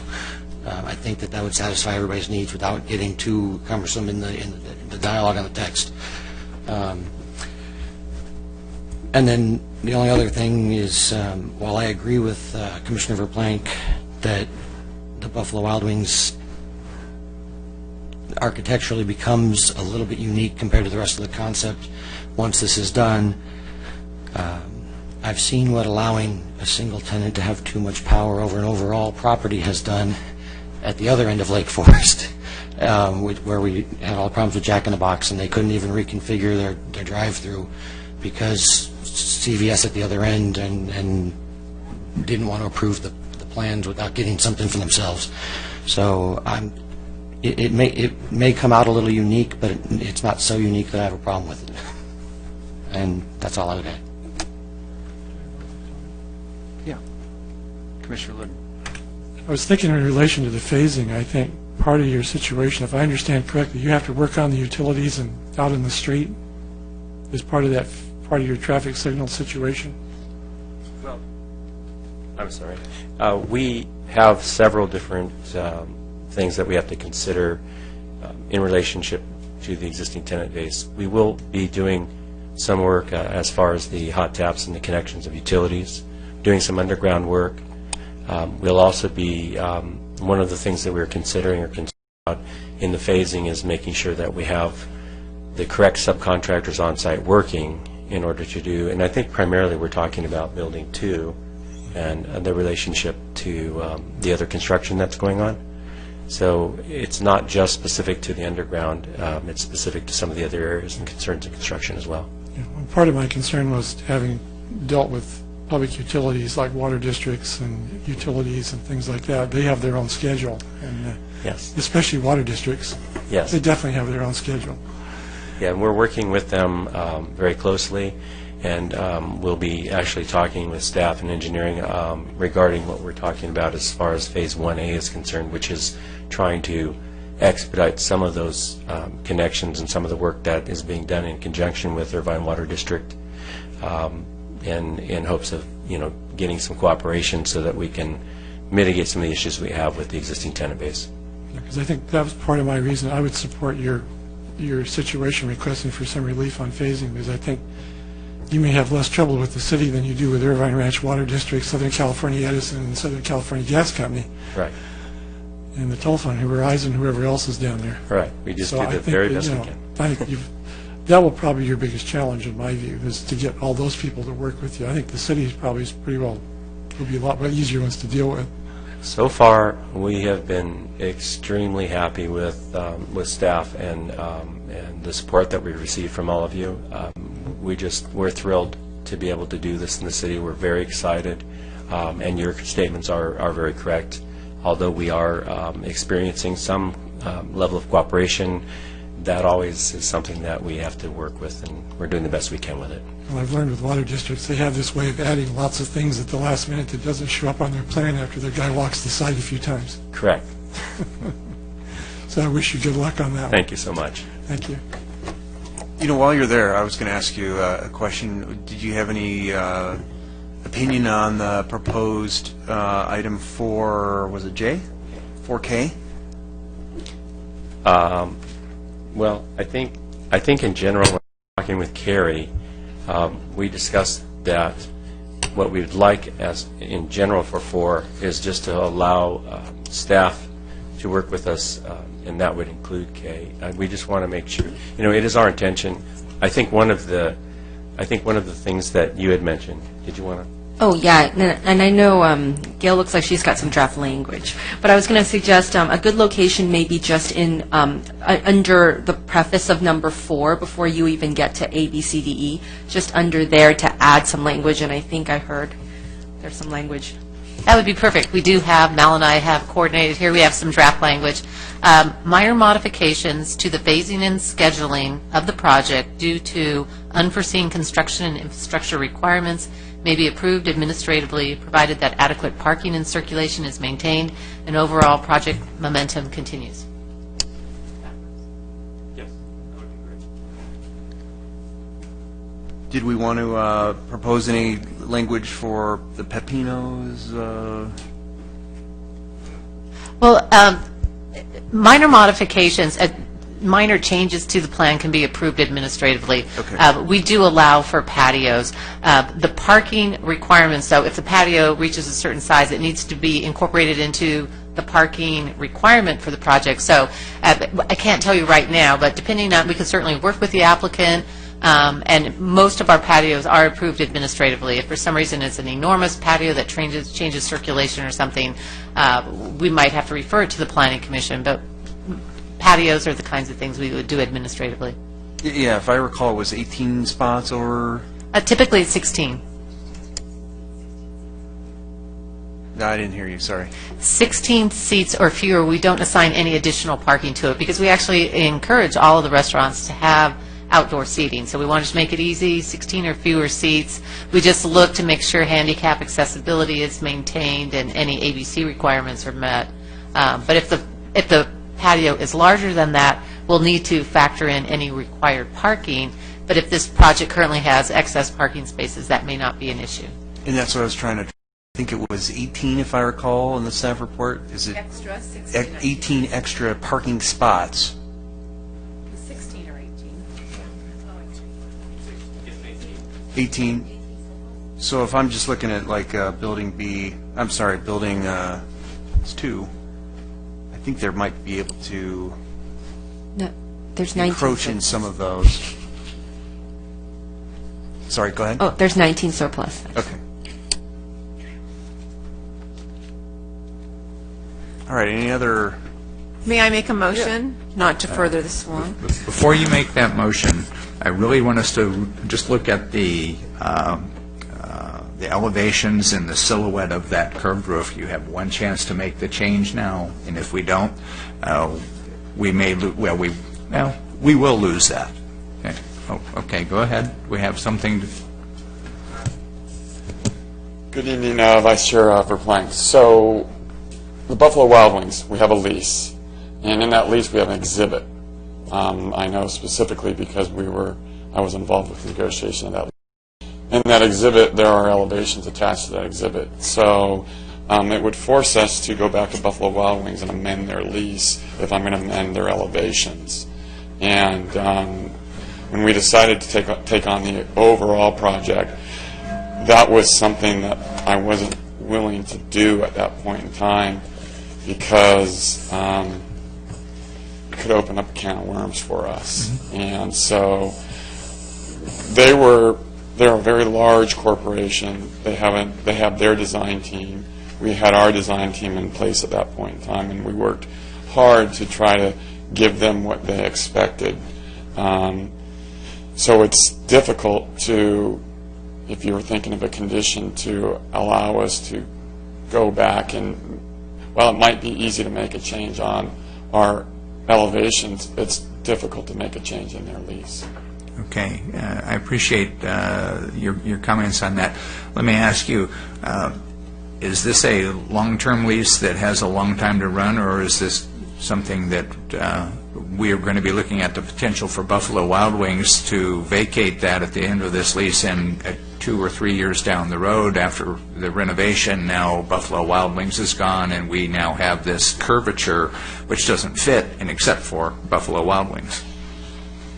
I'm going to tell you they have many options, knowing that type of tenant and the type of negotiations. I believe it was probably a 10-year term with probably 4 or 5-year options, so it's a 30-year deal. What's going to happen is we're going to activate this center, and their sales are going to go way up. And so I'm going to think they're going to be very happy and pleased with what they're doing. They're one of the tenants that is anxious to see us do something. I want to also make sure everyone understands we're going to have on-site management. We're going to have very, very stringent enforcement of employee parking. It's going to be written in the leases. We are going to have security at night, walking young ladies, men, whomever, after hours to their cars. So we're going to implement a program that I've just implemented in another project, and for safety. We're probably going to have to tow a few people, and that's going to get the message out really quick to the employees because they don't like paying those tow fees. We have park and ride issues with the project right now that because it's on an off-ramp, on-ramp, we have issues with long-term parking there. They're going to be towed. So it's an overall program, and I can assure you we're going to be as diligent as possible in the management of parking enforcement. Okay. Thanks for your comments. Sure. Appreciate you being here tonight. No, we're pleased. We can't wait to get going.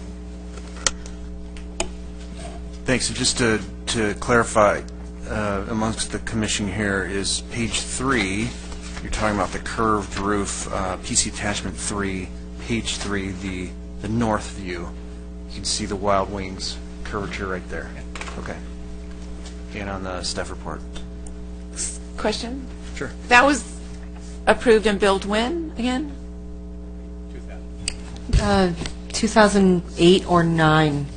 it was approved in '08, and I think it was either built in '08 or '09, but my memory's fuzzy now. I have a problem with asking a businessman to change a design that we approved 5 years ago and that they put obviously a lot of money into, especially when the business is bringing a lot more dollars to upgrade it. So I would have to respectfully disagree with opening up that can of worms with Buffalo Wild Wings. Is that curved roof, is that part of their normal restaurant iconic feature? Is that something they normally do in a restaurant? That's part of their branding. Yeah, I would think we'd want to leave that alone. All right, so if no more comments, I think I have a motion on this item.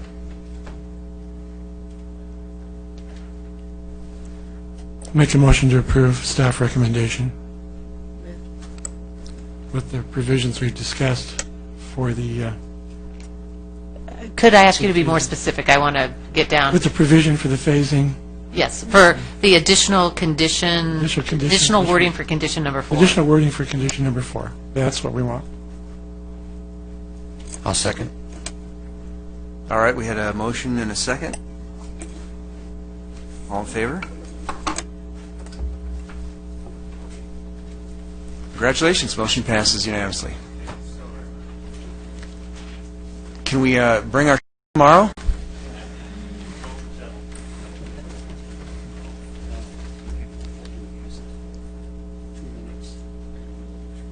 Yeah, we'll take a little recess for 2 minutes.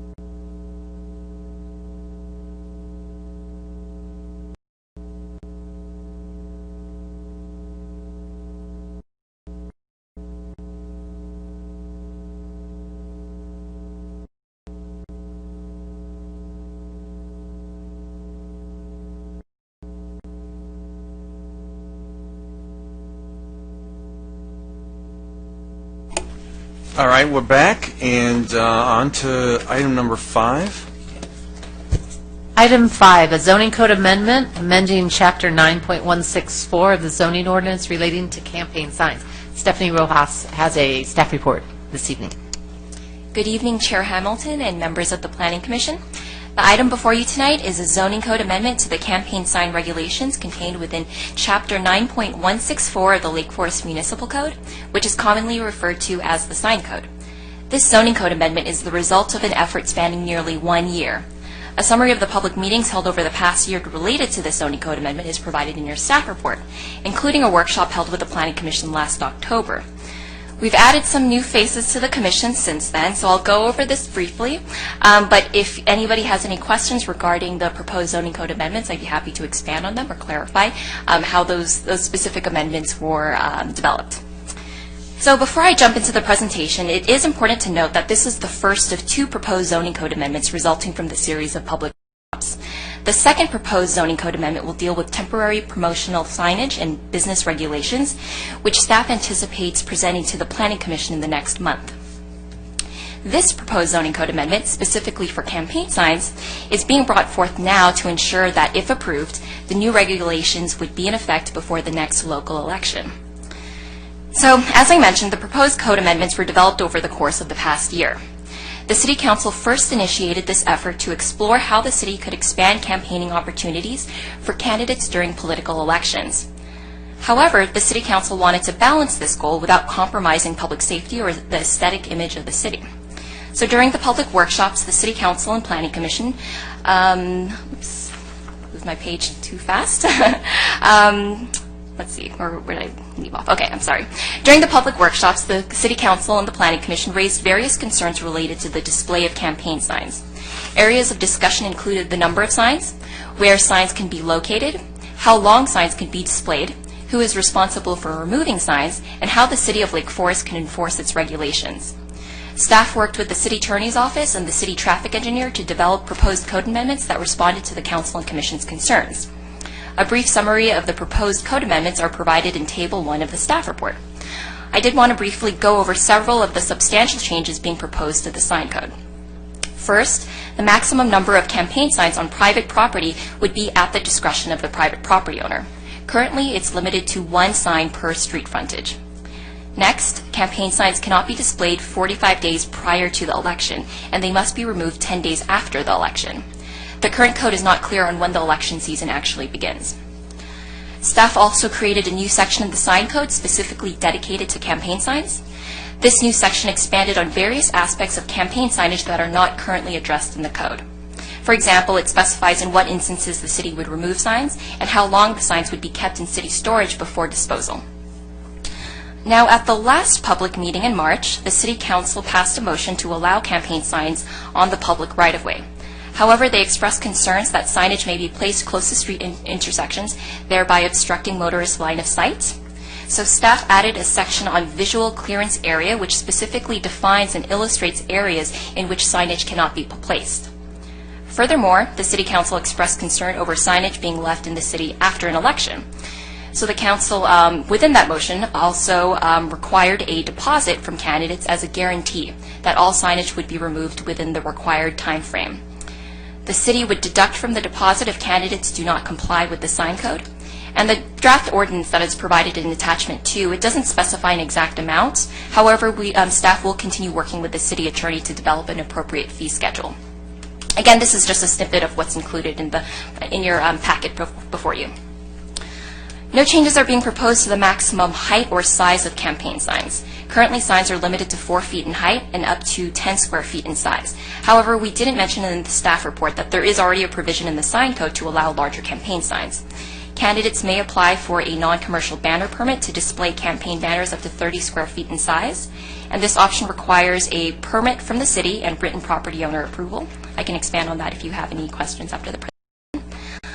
And the reason it's being brought before you today is because the Planning Commission serves as an advisor to the City Council for all matters involving amendments to the zoning ordinance, hence why it's being brought forth tonight. So that concludes my presentation. Staff recommends the Planning Commission adopt the resolution provided as Attachment 1, recommending that the City Council approve the zoning code amendment. As I mentioned previously, based on timely action by the Commission and City Council, the new campaign sign regulations would go into effect just in time before the next local election. That's all that I have as far as my presentation. I would be happy to answer any questions you may have regarding the proposed code amendments in the draft ordinance. Thank you. Thank you very much. Any questions from Commission and staff? I have a question. Commissioner Fuentes. Thank you. So I noted that you're not allowed to put a campaign sign on a tree. And I noted that I've seen campaign signs attached to those sticks that hold up the trees. Thank you, stakes. Should we be more specific?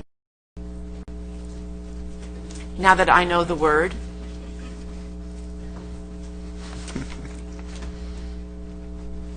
Trees or support structure around the tree? Tree or structure, yeah.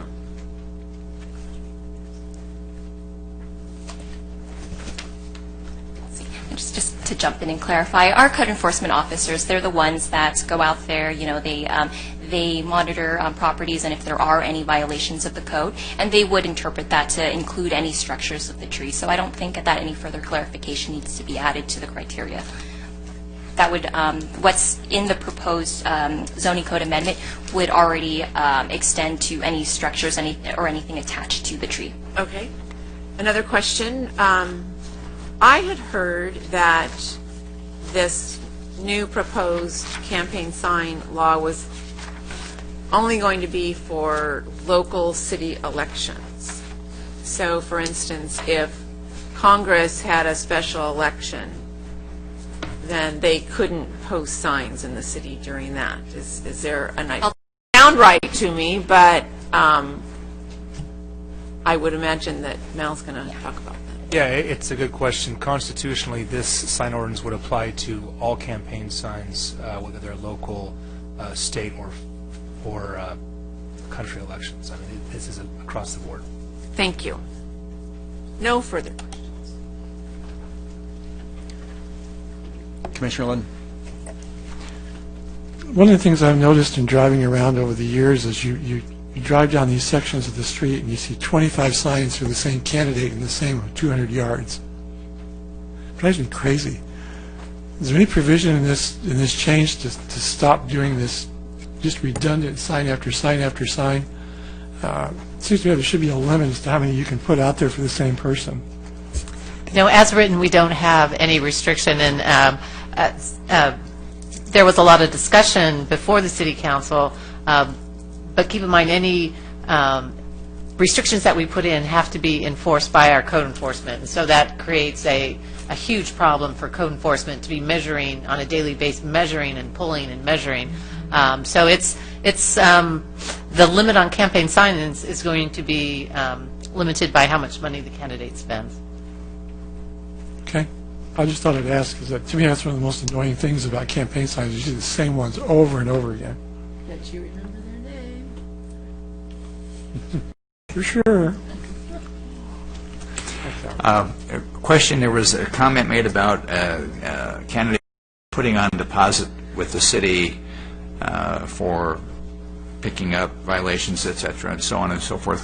What kind of deposit are they having to put up? Maybe that's a way to get into this limitation and deal with the code enforcement.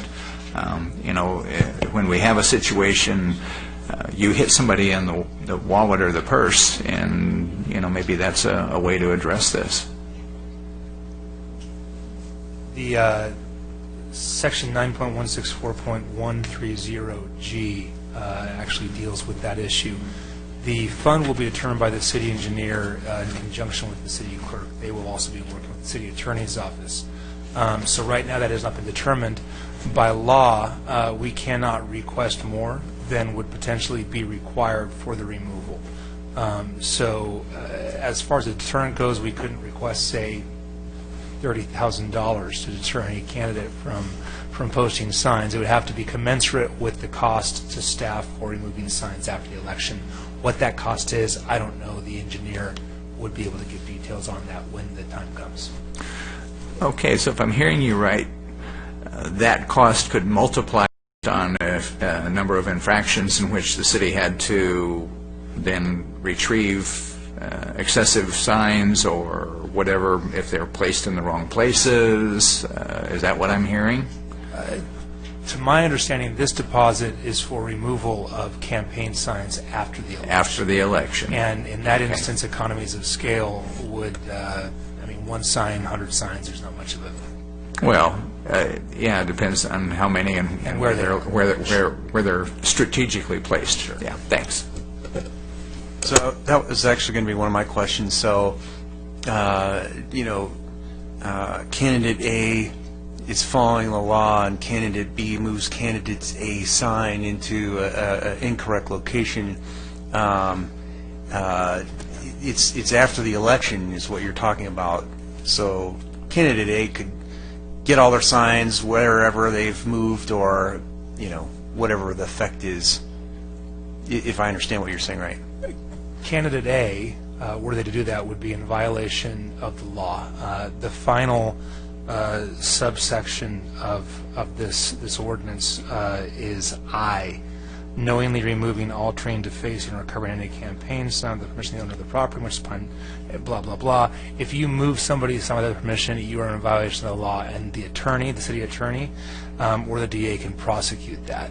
So it would be a bad idea for candidate A to move candidate B's sign without candidate B's permission. No, I know, but I'm just saying that sometimes under the cover of darkness that can happen. It happens. And the intent of this is to, at the very least, call it out as a violation of law.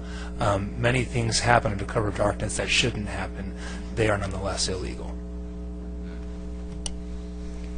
I had a question about how they calculate the deposit. Is the deposit calculated based on the number of signs that they intend to place? So if candidate 1 puts out 100 signs and candidate B puts out 2,500, would you adjust the deposit accordingly? Again, that's a question that right now I can't answer, similar to what the commission did with the Gateway project. The proposed language here defers to staff to set that fee at a future date. So the city engineer will sit down and calculate out what that deposit will be for the candidates. So the candidates might pay a different deposit based on how many signs they expect to have out there that they might have to recover? Probably not. It's likely going to be a flat fee per candidate, but again, I can't comment. Sounds like a good way for the city to lose money. No, we're looking for an ease in enforcing the ordinance, and so if candidate A said they'd have 100 signs, we don't want to be in the business of driving around the city saying they have 150 or counting them or anything else. So again, removing the campaign signs, they're going to be in kind of concentrated areas. The public right-of-way, it's not in the median.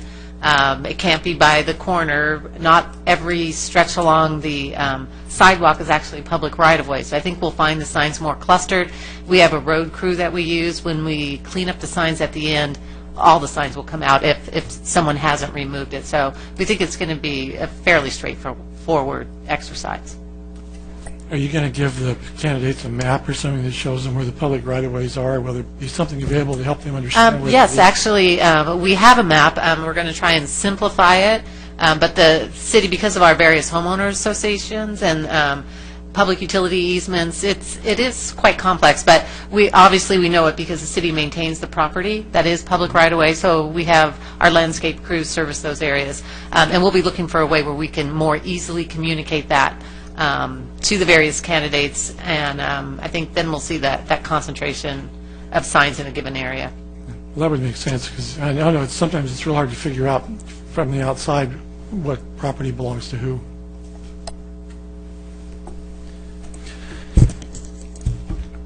I like the idea of enforcement, but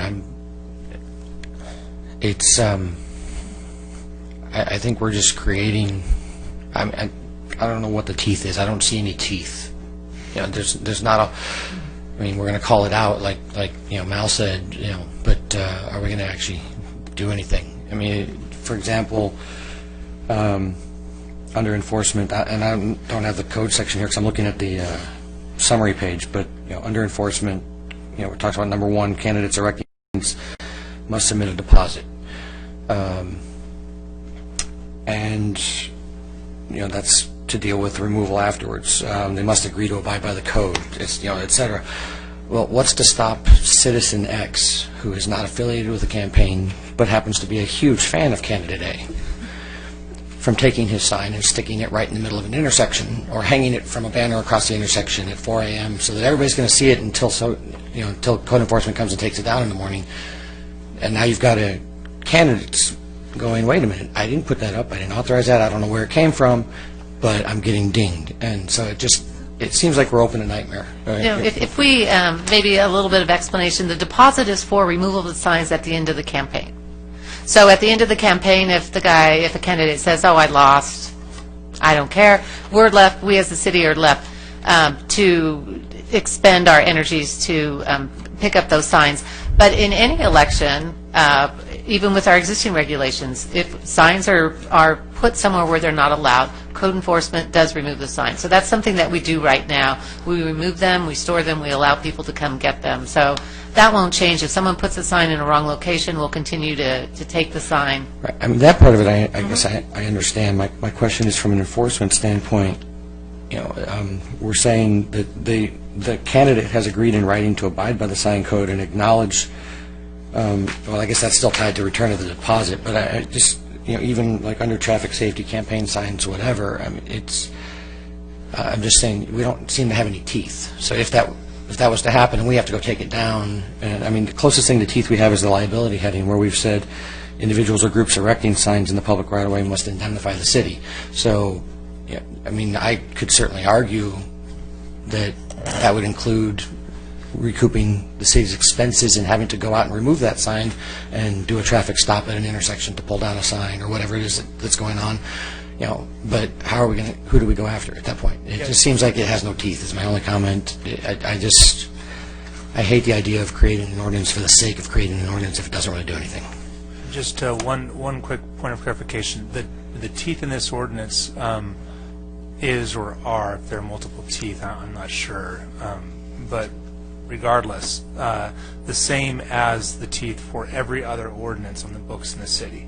And that is that a violation of the ordinance is a misdemeanor that can be prosecuted by the DA or the city attorney. Now, I've heard 2 comments now that are accurate. It's often very difficult to enforce a code absent knowledge of who has violated and when it's been violated. But that's the nature of any criminal action. But if there is knowledge of a violation, that individual can be prosecuted with a misdemeanor. That is time in jail, is a $1,000 fine. So there are teeth. There is a tooth, but the person has to be caught, and that's just the reality of it. Whether or not that makes it worth putting in there, it's an open question. But it's the same teeth that we have for any code violation in Lake Forest. Thank you for clarifying. Go ahead.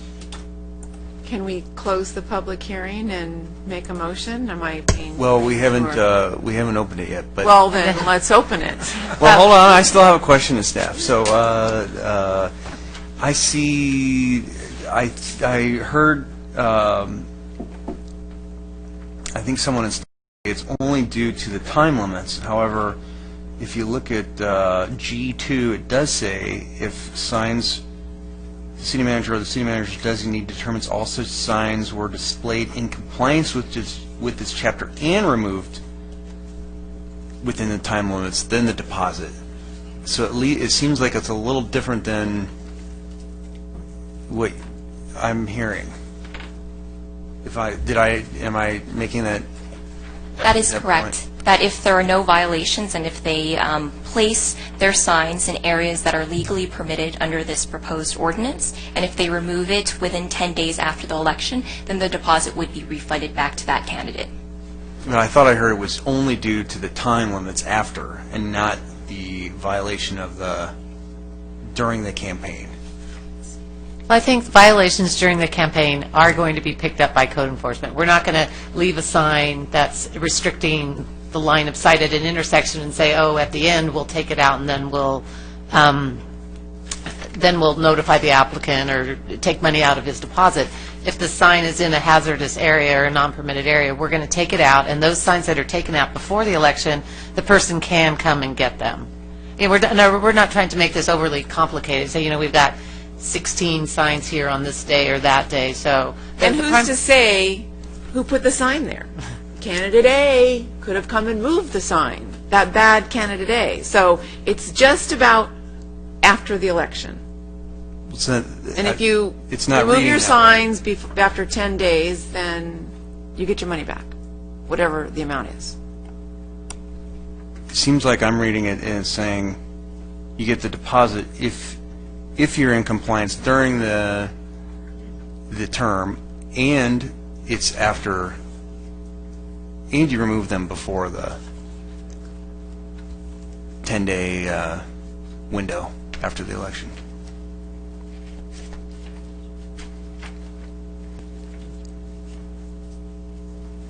It's pretty clear. It says displaced in compliance with this chapter and moved within the time limits specified year-end. So yeah, compliance during the time period is part of the criteria for getting the deposit back, the way it reads there, which would make sense. I mean, yeah, you're expected to be in compliance. That's the reason to... Sure. For clarification, Commissioner or Chairman Hamilton is correct. Sub 2 of G does indicate the deposit is refunded if the signs have been in compliance during the time, and if there's no cost of removal afterwards. Now, of course, the primary consideration there is going to be removal afterwards, but the language does support what you're saying, and does get to the issue of the difficulty of enforcement during that campaign season, who placed them there, etc. So are you saying you like the verbiage as is, or that you want to change it to just being after the election? Well, just to be clear, it's not my place to opine on what I like or no, I mean, is staff, it just seemed like there was a difference between the words in the language in the, so which is staff, which are you wanting to just make it after the election, or are you comfortable with the verbiage? Yeah, we'd look to the commission. The way it's written right now, as Mr. Richardson explained, we would have to do that double accounting. Were you good during the period? How many signs did we have to remove? As well as, did you leave signs at the end of the election? The city's primary concern, and the concerns we've had in the past, have been for signs left at the end of the election. Well, it seems to me the whole point of this is to get compliance. It's not to collect the deposit. And the deposit is simply there to encourage compliance. If they're not going to comply, the deposit probably won't stop them. But, if the idea is compliance, then, yeah, the deposit, I think we're all getting hung up on that. That's the issue. The issue is, are they going to comply during the period and do what we're asking them to do? And I think it's written, the way it's written is fine. There should be compliance during the entire period. Not just at the end, because it's cleanup time, we might have to spend some money. We still have there's still the ability, because of that indemnification clause, to go after them for the cost.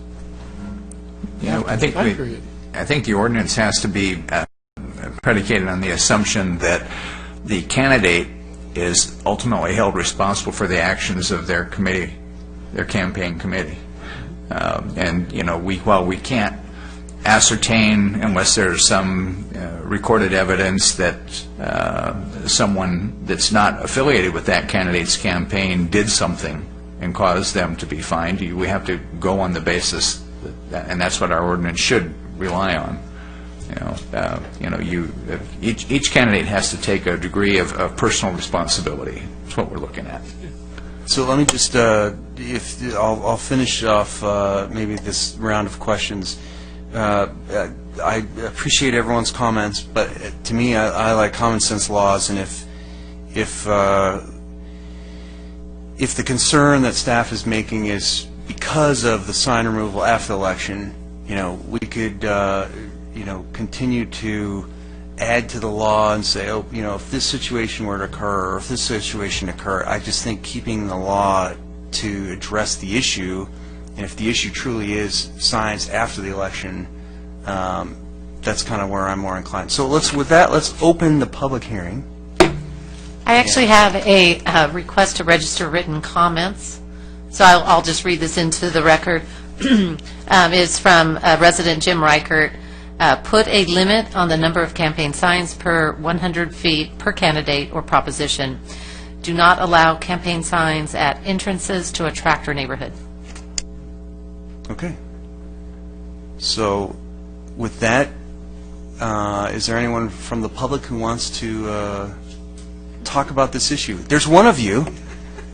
So, okay. So if there's no one here to talk about it, then I think it can come back for comments or additional questions.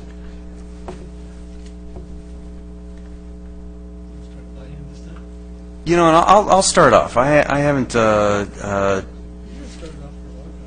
Yeah, I'll start off. So I'm like I said, I'm for taking out. You know, if it's not an issue and we're just kind of throwing something in, and it's just in case, I think that's just poor or not ideal. Let me say it that way. I don't think it's ideal lawmaking or rulemaking. In addition, on I am for, if you look at page 306, item number 6, that box. I've seen some wall signs on the corner of Trabuco, on a mobile gas station on the corner of Trabuco and Lake Forest. And I can tell you right now that that maximum sign, 10 feet, 10 square feet, is tiny. So I think for campaigns to have the proper, you know, consideration and fairness that other businesses have, like a temporary promotional wall banner, if you go back one page in item number 1 in that box, I think that one is 50 square feet, and I think that's kind of more appropriate for a wall sign and a stake sign staying at 10 square feet. Because I think if you look at the red line, all we added pretty much was stake sign and wall sign, and so I think it was probably intended to be just a stake sign of 10 square feet. So I think having a wall sign consistent with the temporary promotional wall banner and not requiring a candidate to have a permit, because the season is going to be, you know, you're going to have that season anyway. So if you have 5, you know, it's going to be a rubber stamp approval anyway. So I don't see why we just have that in the temporary time. It's going to be a temporary time frame anyway. Anyone can do. I think that's going to relieve some staff time. I think, you know, I think it's just kind of silly in my mind to try and get a permit for a wall sign, because it hasn't been done in the past, and I don't know if staff would opine. Has it been an issue in the past? No. So No, we haven't had an issue with that, really. So if it's not an issue to me, I just think common sense. So that's my humble opinion.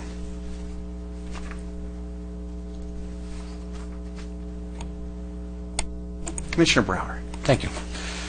Overall, I'm pleased with what I see. I concur with a lot of what Commissioner Hamilton has, especially on that the last issue. I mean, 10 square feet is practically a postage stamp when you're talking about a wall sign, and so it's not consistent with, you know, like you pointed out, the box one page earlier, and so I don't see any reason to legislate inconsistencies.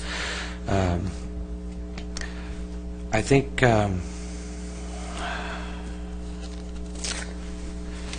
lost my spot when I was turning to the page that he referenced. I apologize. I'm going to go ahead and defer to the rest of the board, but request the opportunity to come back. Okay. I appreciate what Jim Reichert's comments are, and I'm disappointed that we don't have some limitation. I think Commissioner Ledden is disappointed in that aspect too. In terms of geographic a geographic span. You can, I think we can all reflect back on what happened in the 2012 election cycle, where this all, emanated from, I think. And not that we shouldn't do something here, but to say no limit, you can put as many on there as the property owner tells you that you can. What's the point? How many times can you put a candidate's name in a 15 by 15 square foot box, so to speak? So, and I don't know what a number of limit would be, what a distance, I don't know. It just seems that there will be times when we will be having situations taken advantage of, and the season will come and it will go. We just need to tell ourselves now that things have changed, and they're going to always be changed.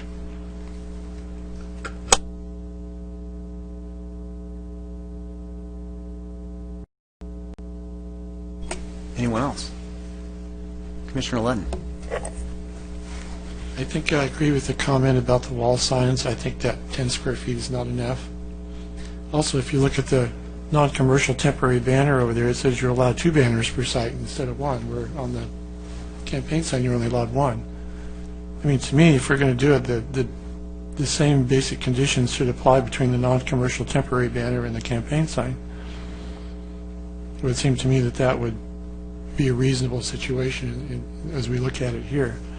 I think right now the campaign sign as it's written is just a little bit too restrictive.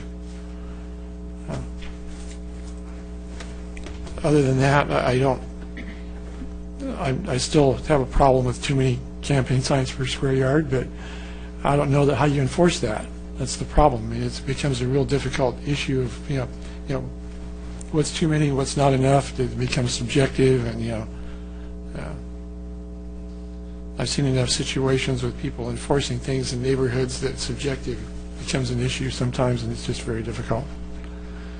But, I mean, all in all, I think it probably achieves the objective that the City Council was looking for. I think hopefully not everybody gets hung up on the deposit thing, because I think that in a way that's sort of a side issue.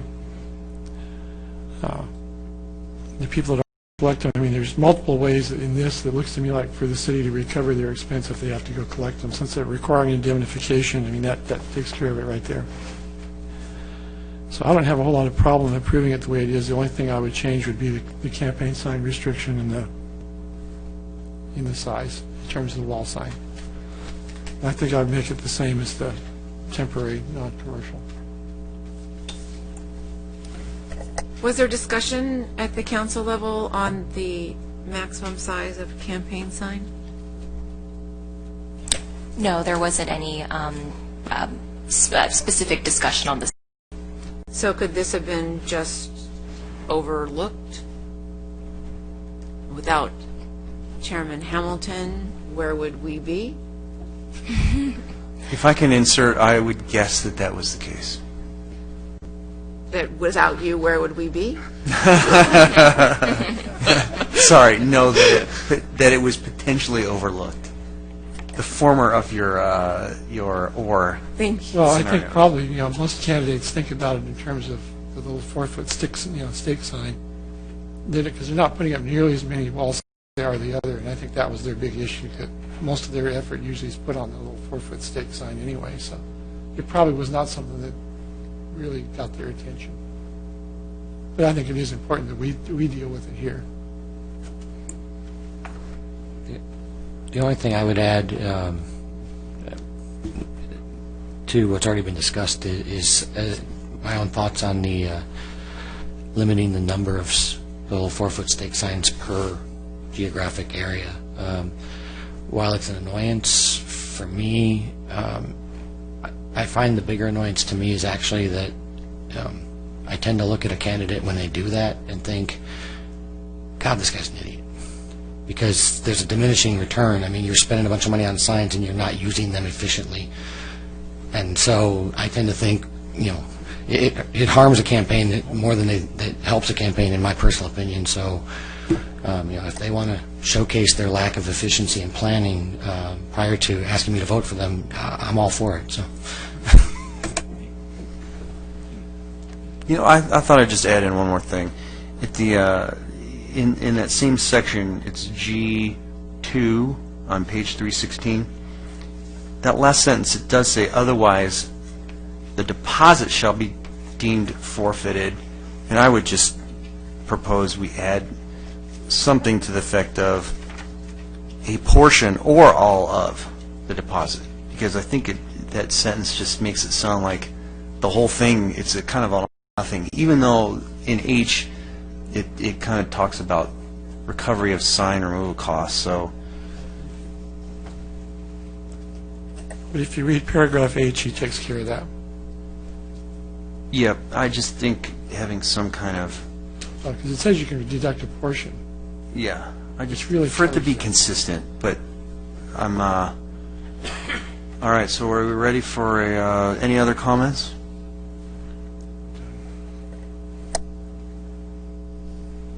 All right, I'll be bold and close the public hearing and make a motion to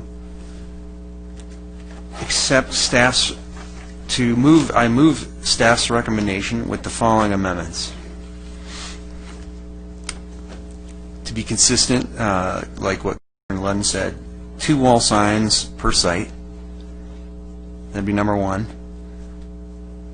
My second amendment would be not require a permit for wall signs, since that's already in it's going to be temporary anyway, 45 days before to 10 days after.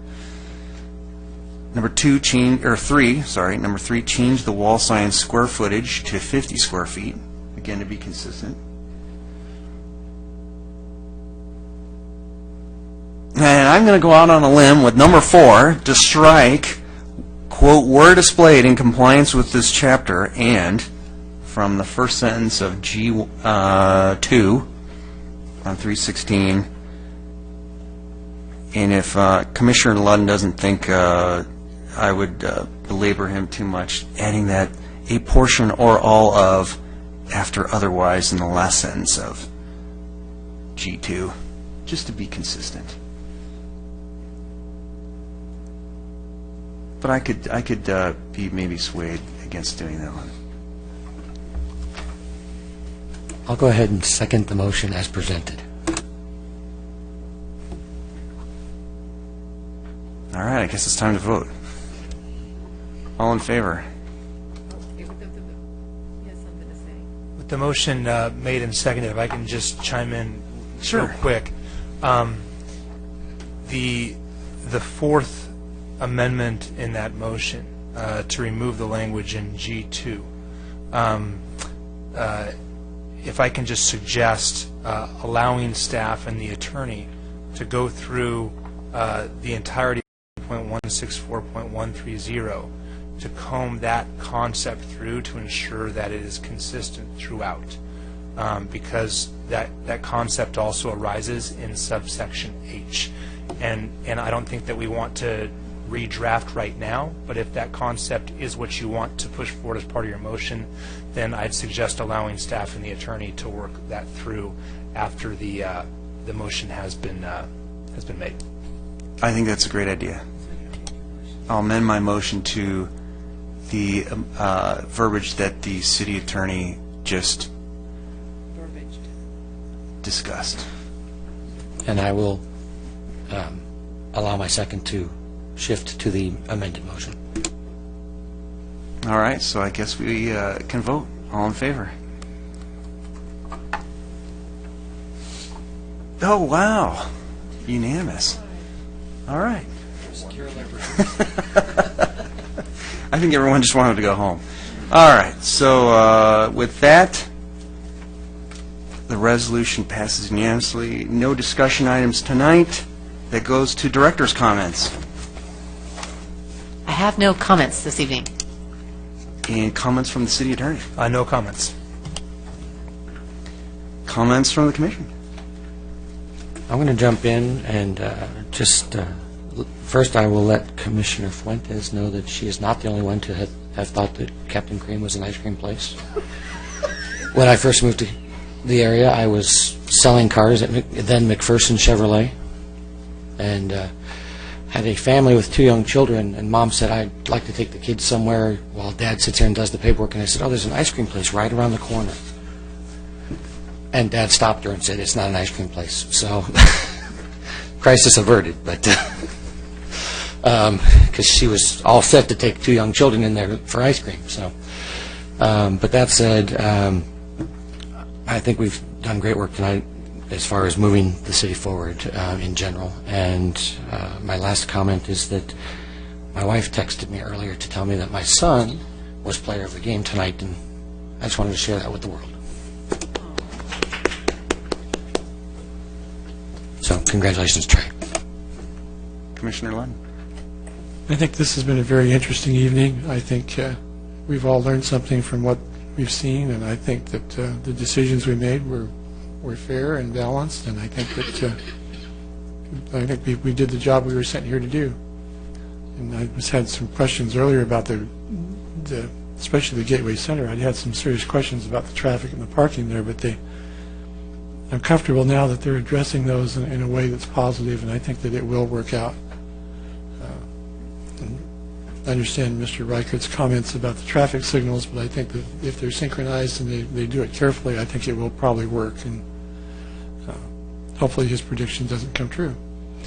But I think that I'm very pleased with what I saw tonight in a lot of areas, and I think this thing with the campaign signs, which I had some feelings might become a little bit difficult, I think it's actually turned out to be a fairly easy thing to work through, so I'm grateful for that too. And grateful for the camaraderie we have in this commission, and for the ability we have to work together and work our way through things, which I think is very nice and very refreshing. I really enjoy being here working with everybody and with the staff who works very hard. I thought, Carrie, your presentation was very good, and Stephanie, yours was very good also. I appreciate that very lot. And I appreciate the work you do and how well you present these things. Thank you very much. Wow, did it that. Commissioner Fuentes. Carrie, Stephanie, thank you for great presentations. Thank you to City of Lake Forest for the luncheon today that honored the Senior of the Year. It was a great day for her and all of the other seniors that give their great time to our city. Thank you. Yeah, I too just like staff on a great evening. Everybody did a great job, and Commissioner Lund, I appreciate your comments. The idea is that we don't always have to see things eye to eye. But we do work well together. So it's a pleasure to be here. Thanks. You know, I want to echo everyone's comments. I thought I don't really have much more to say. Great staff, presentations, and helping us out with some verbiage along the way. To my right, I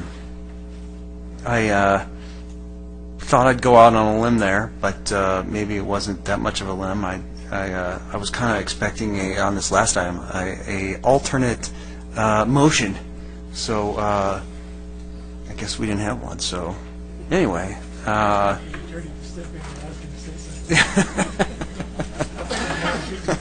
with that, we are adjourned.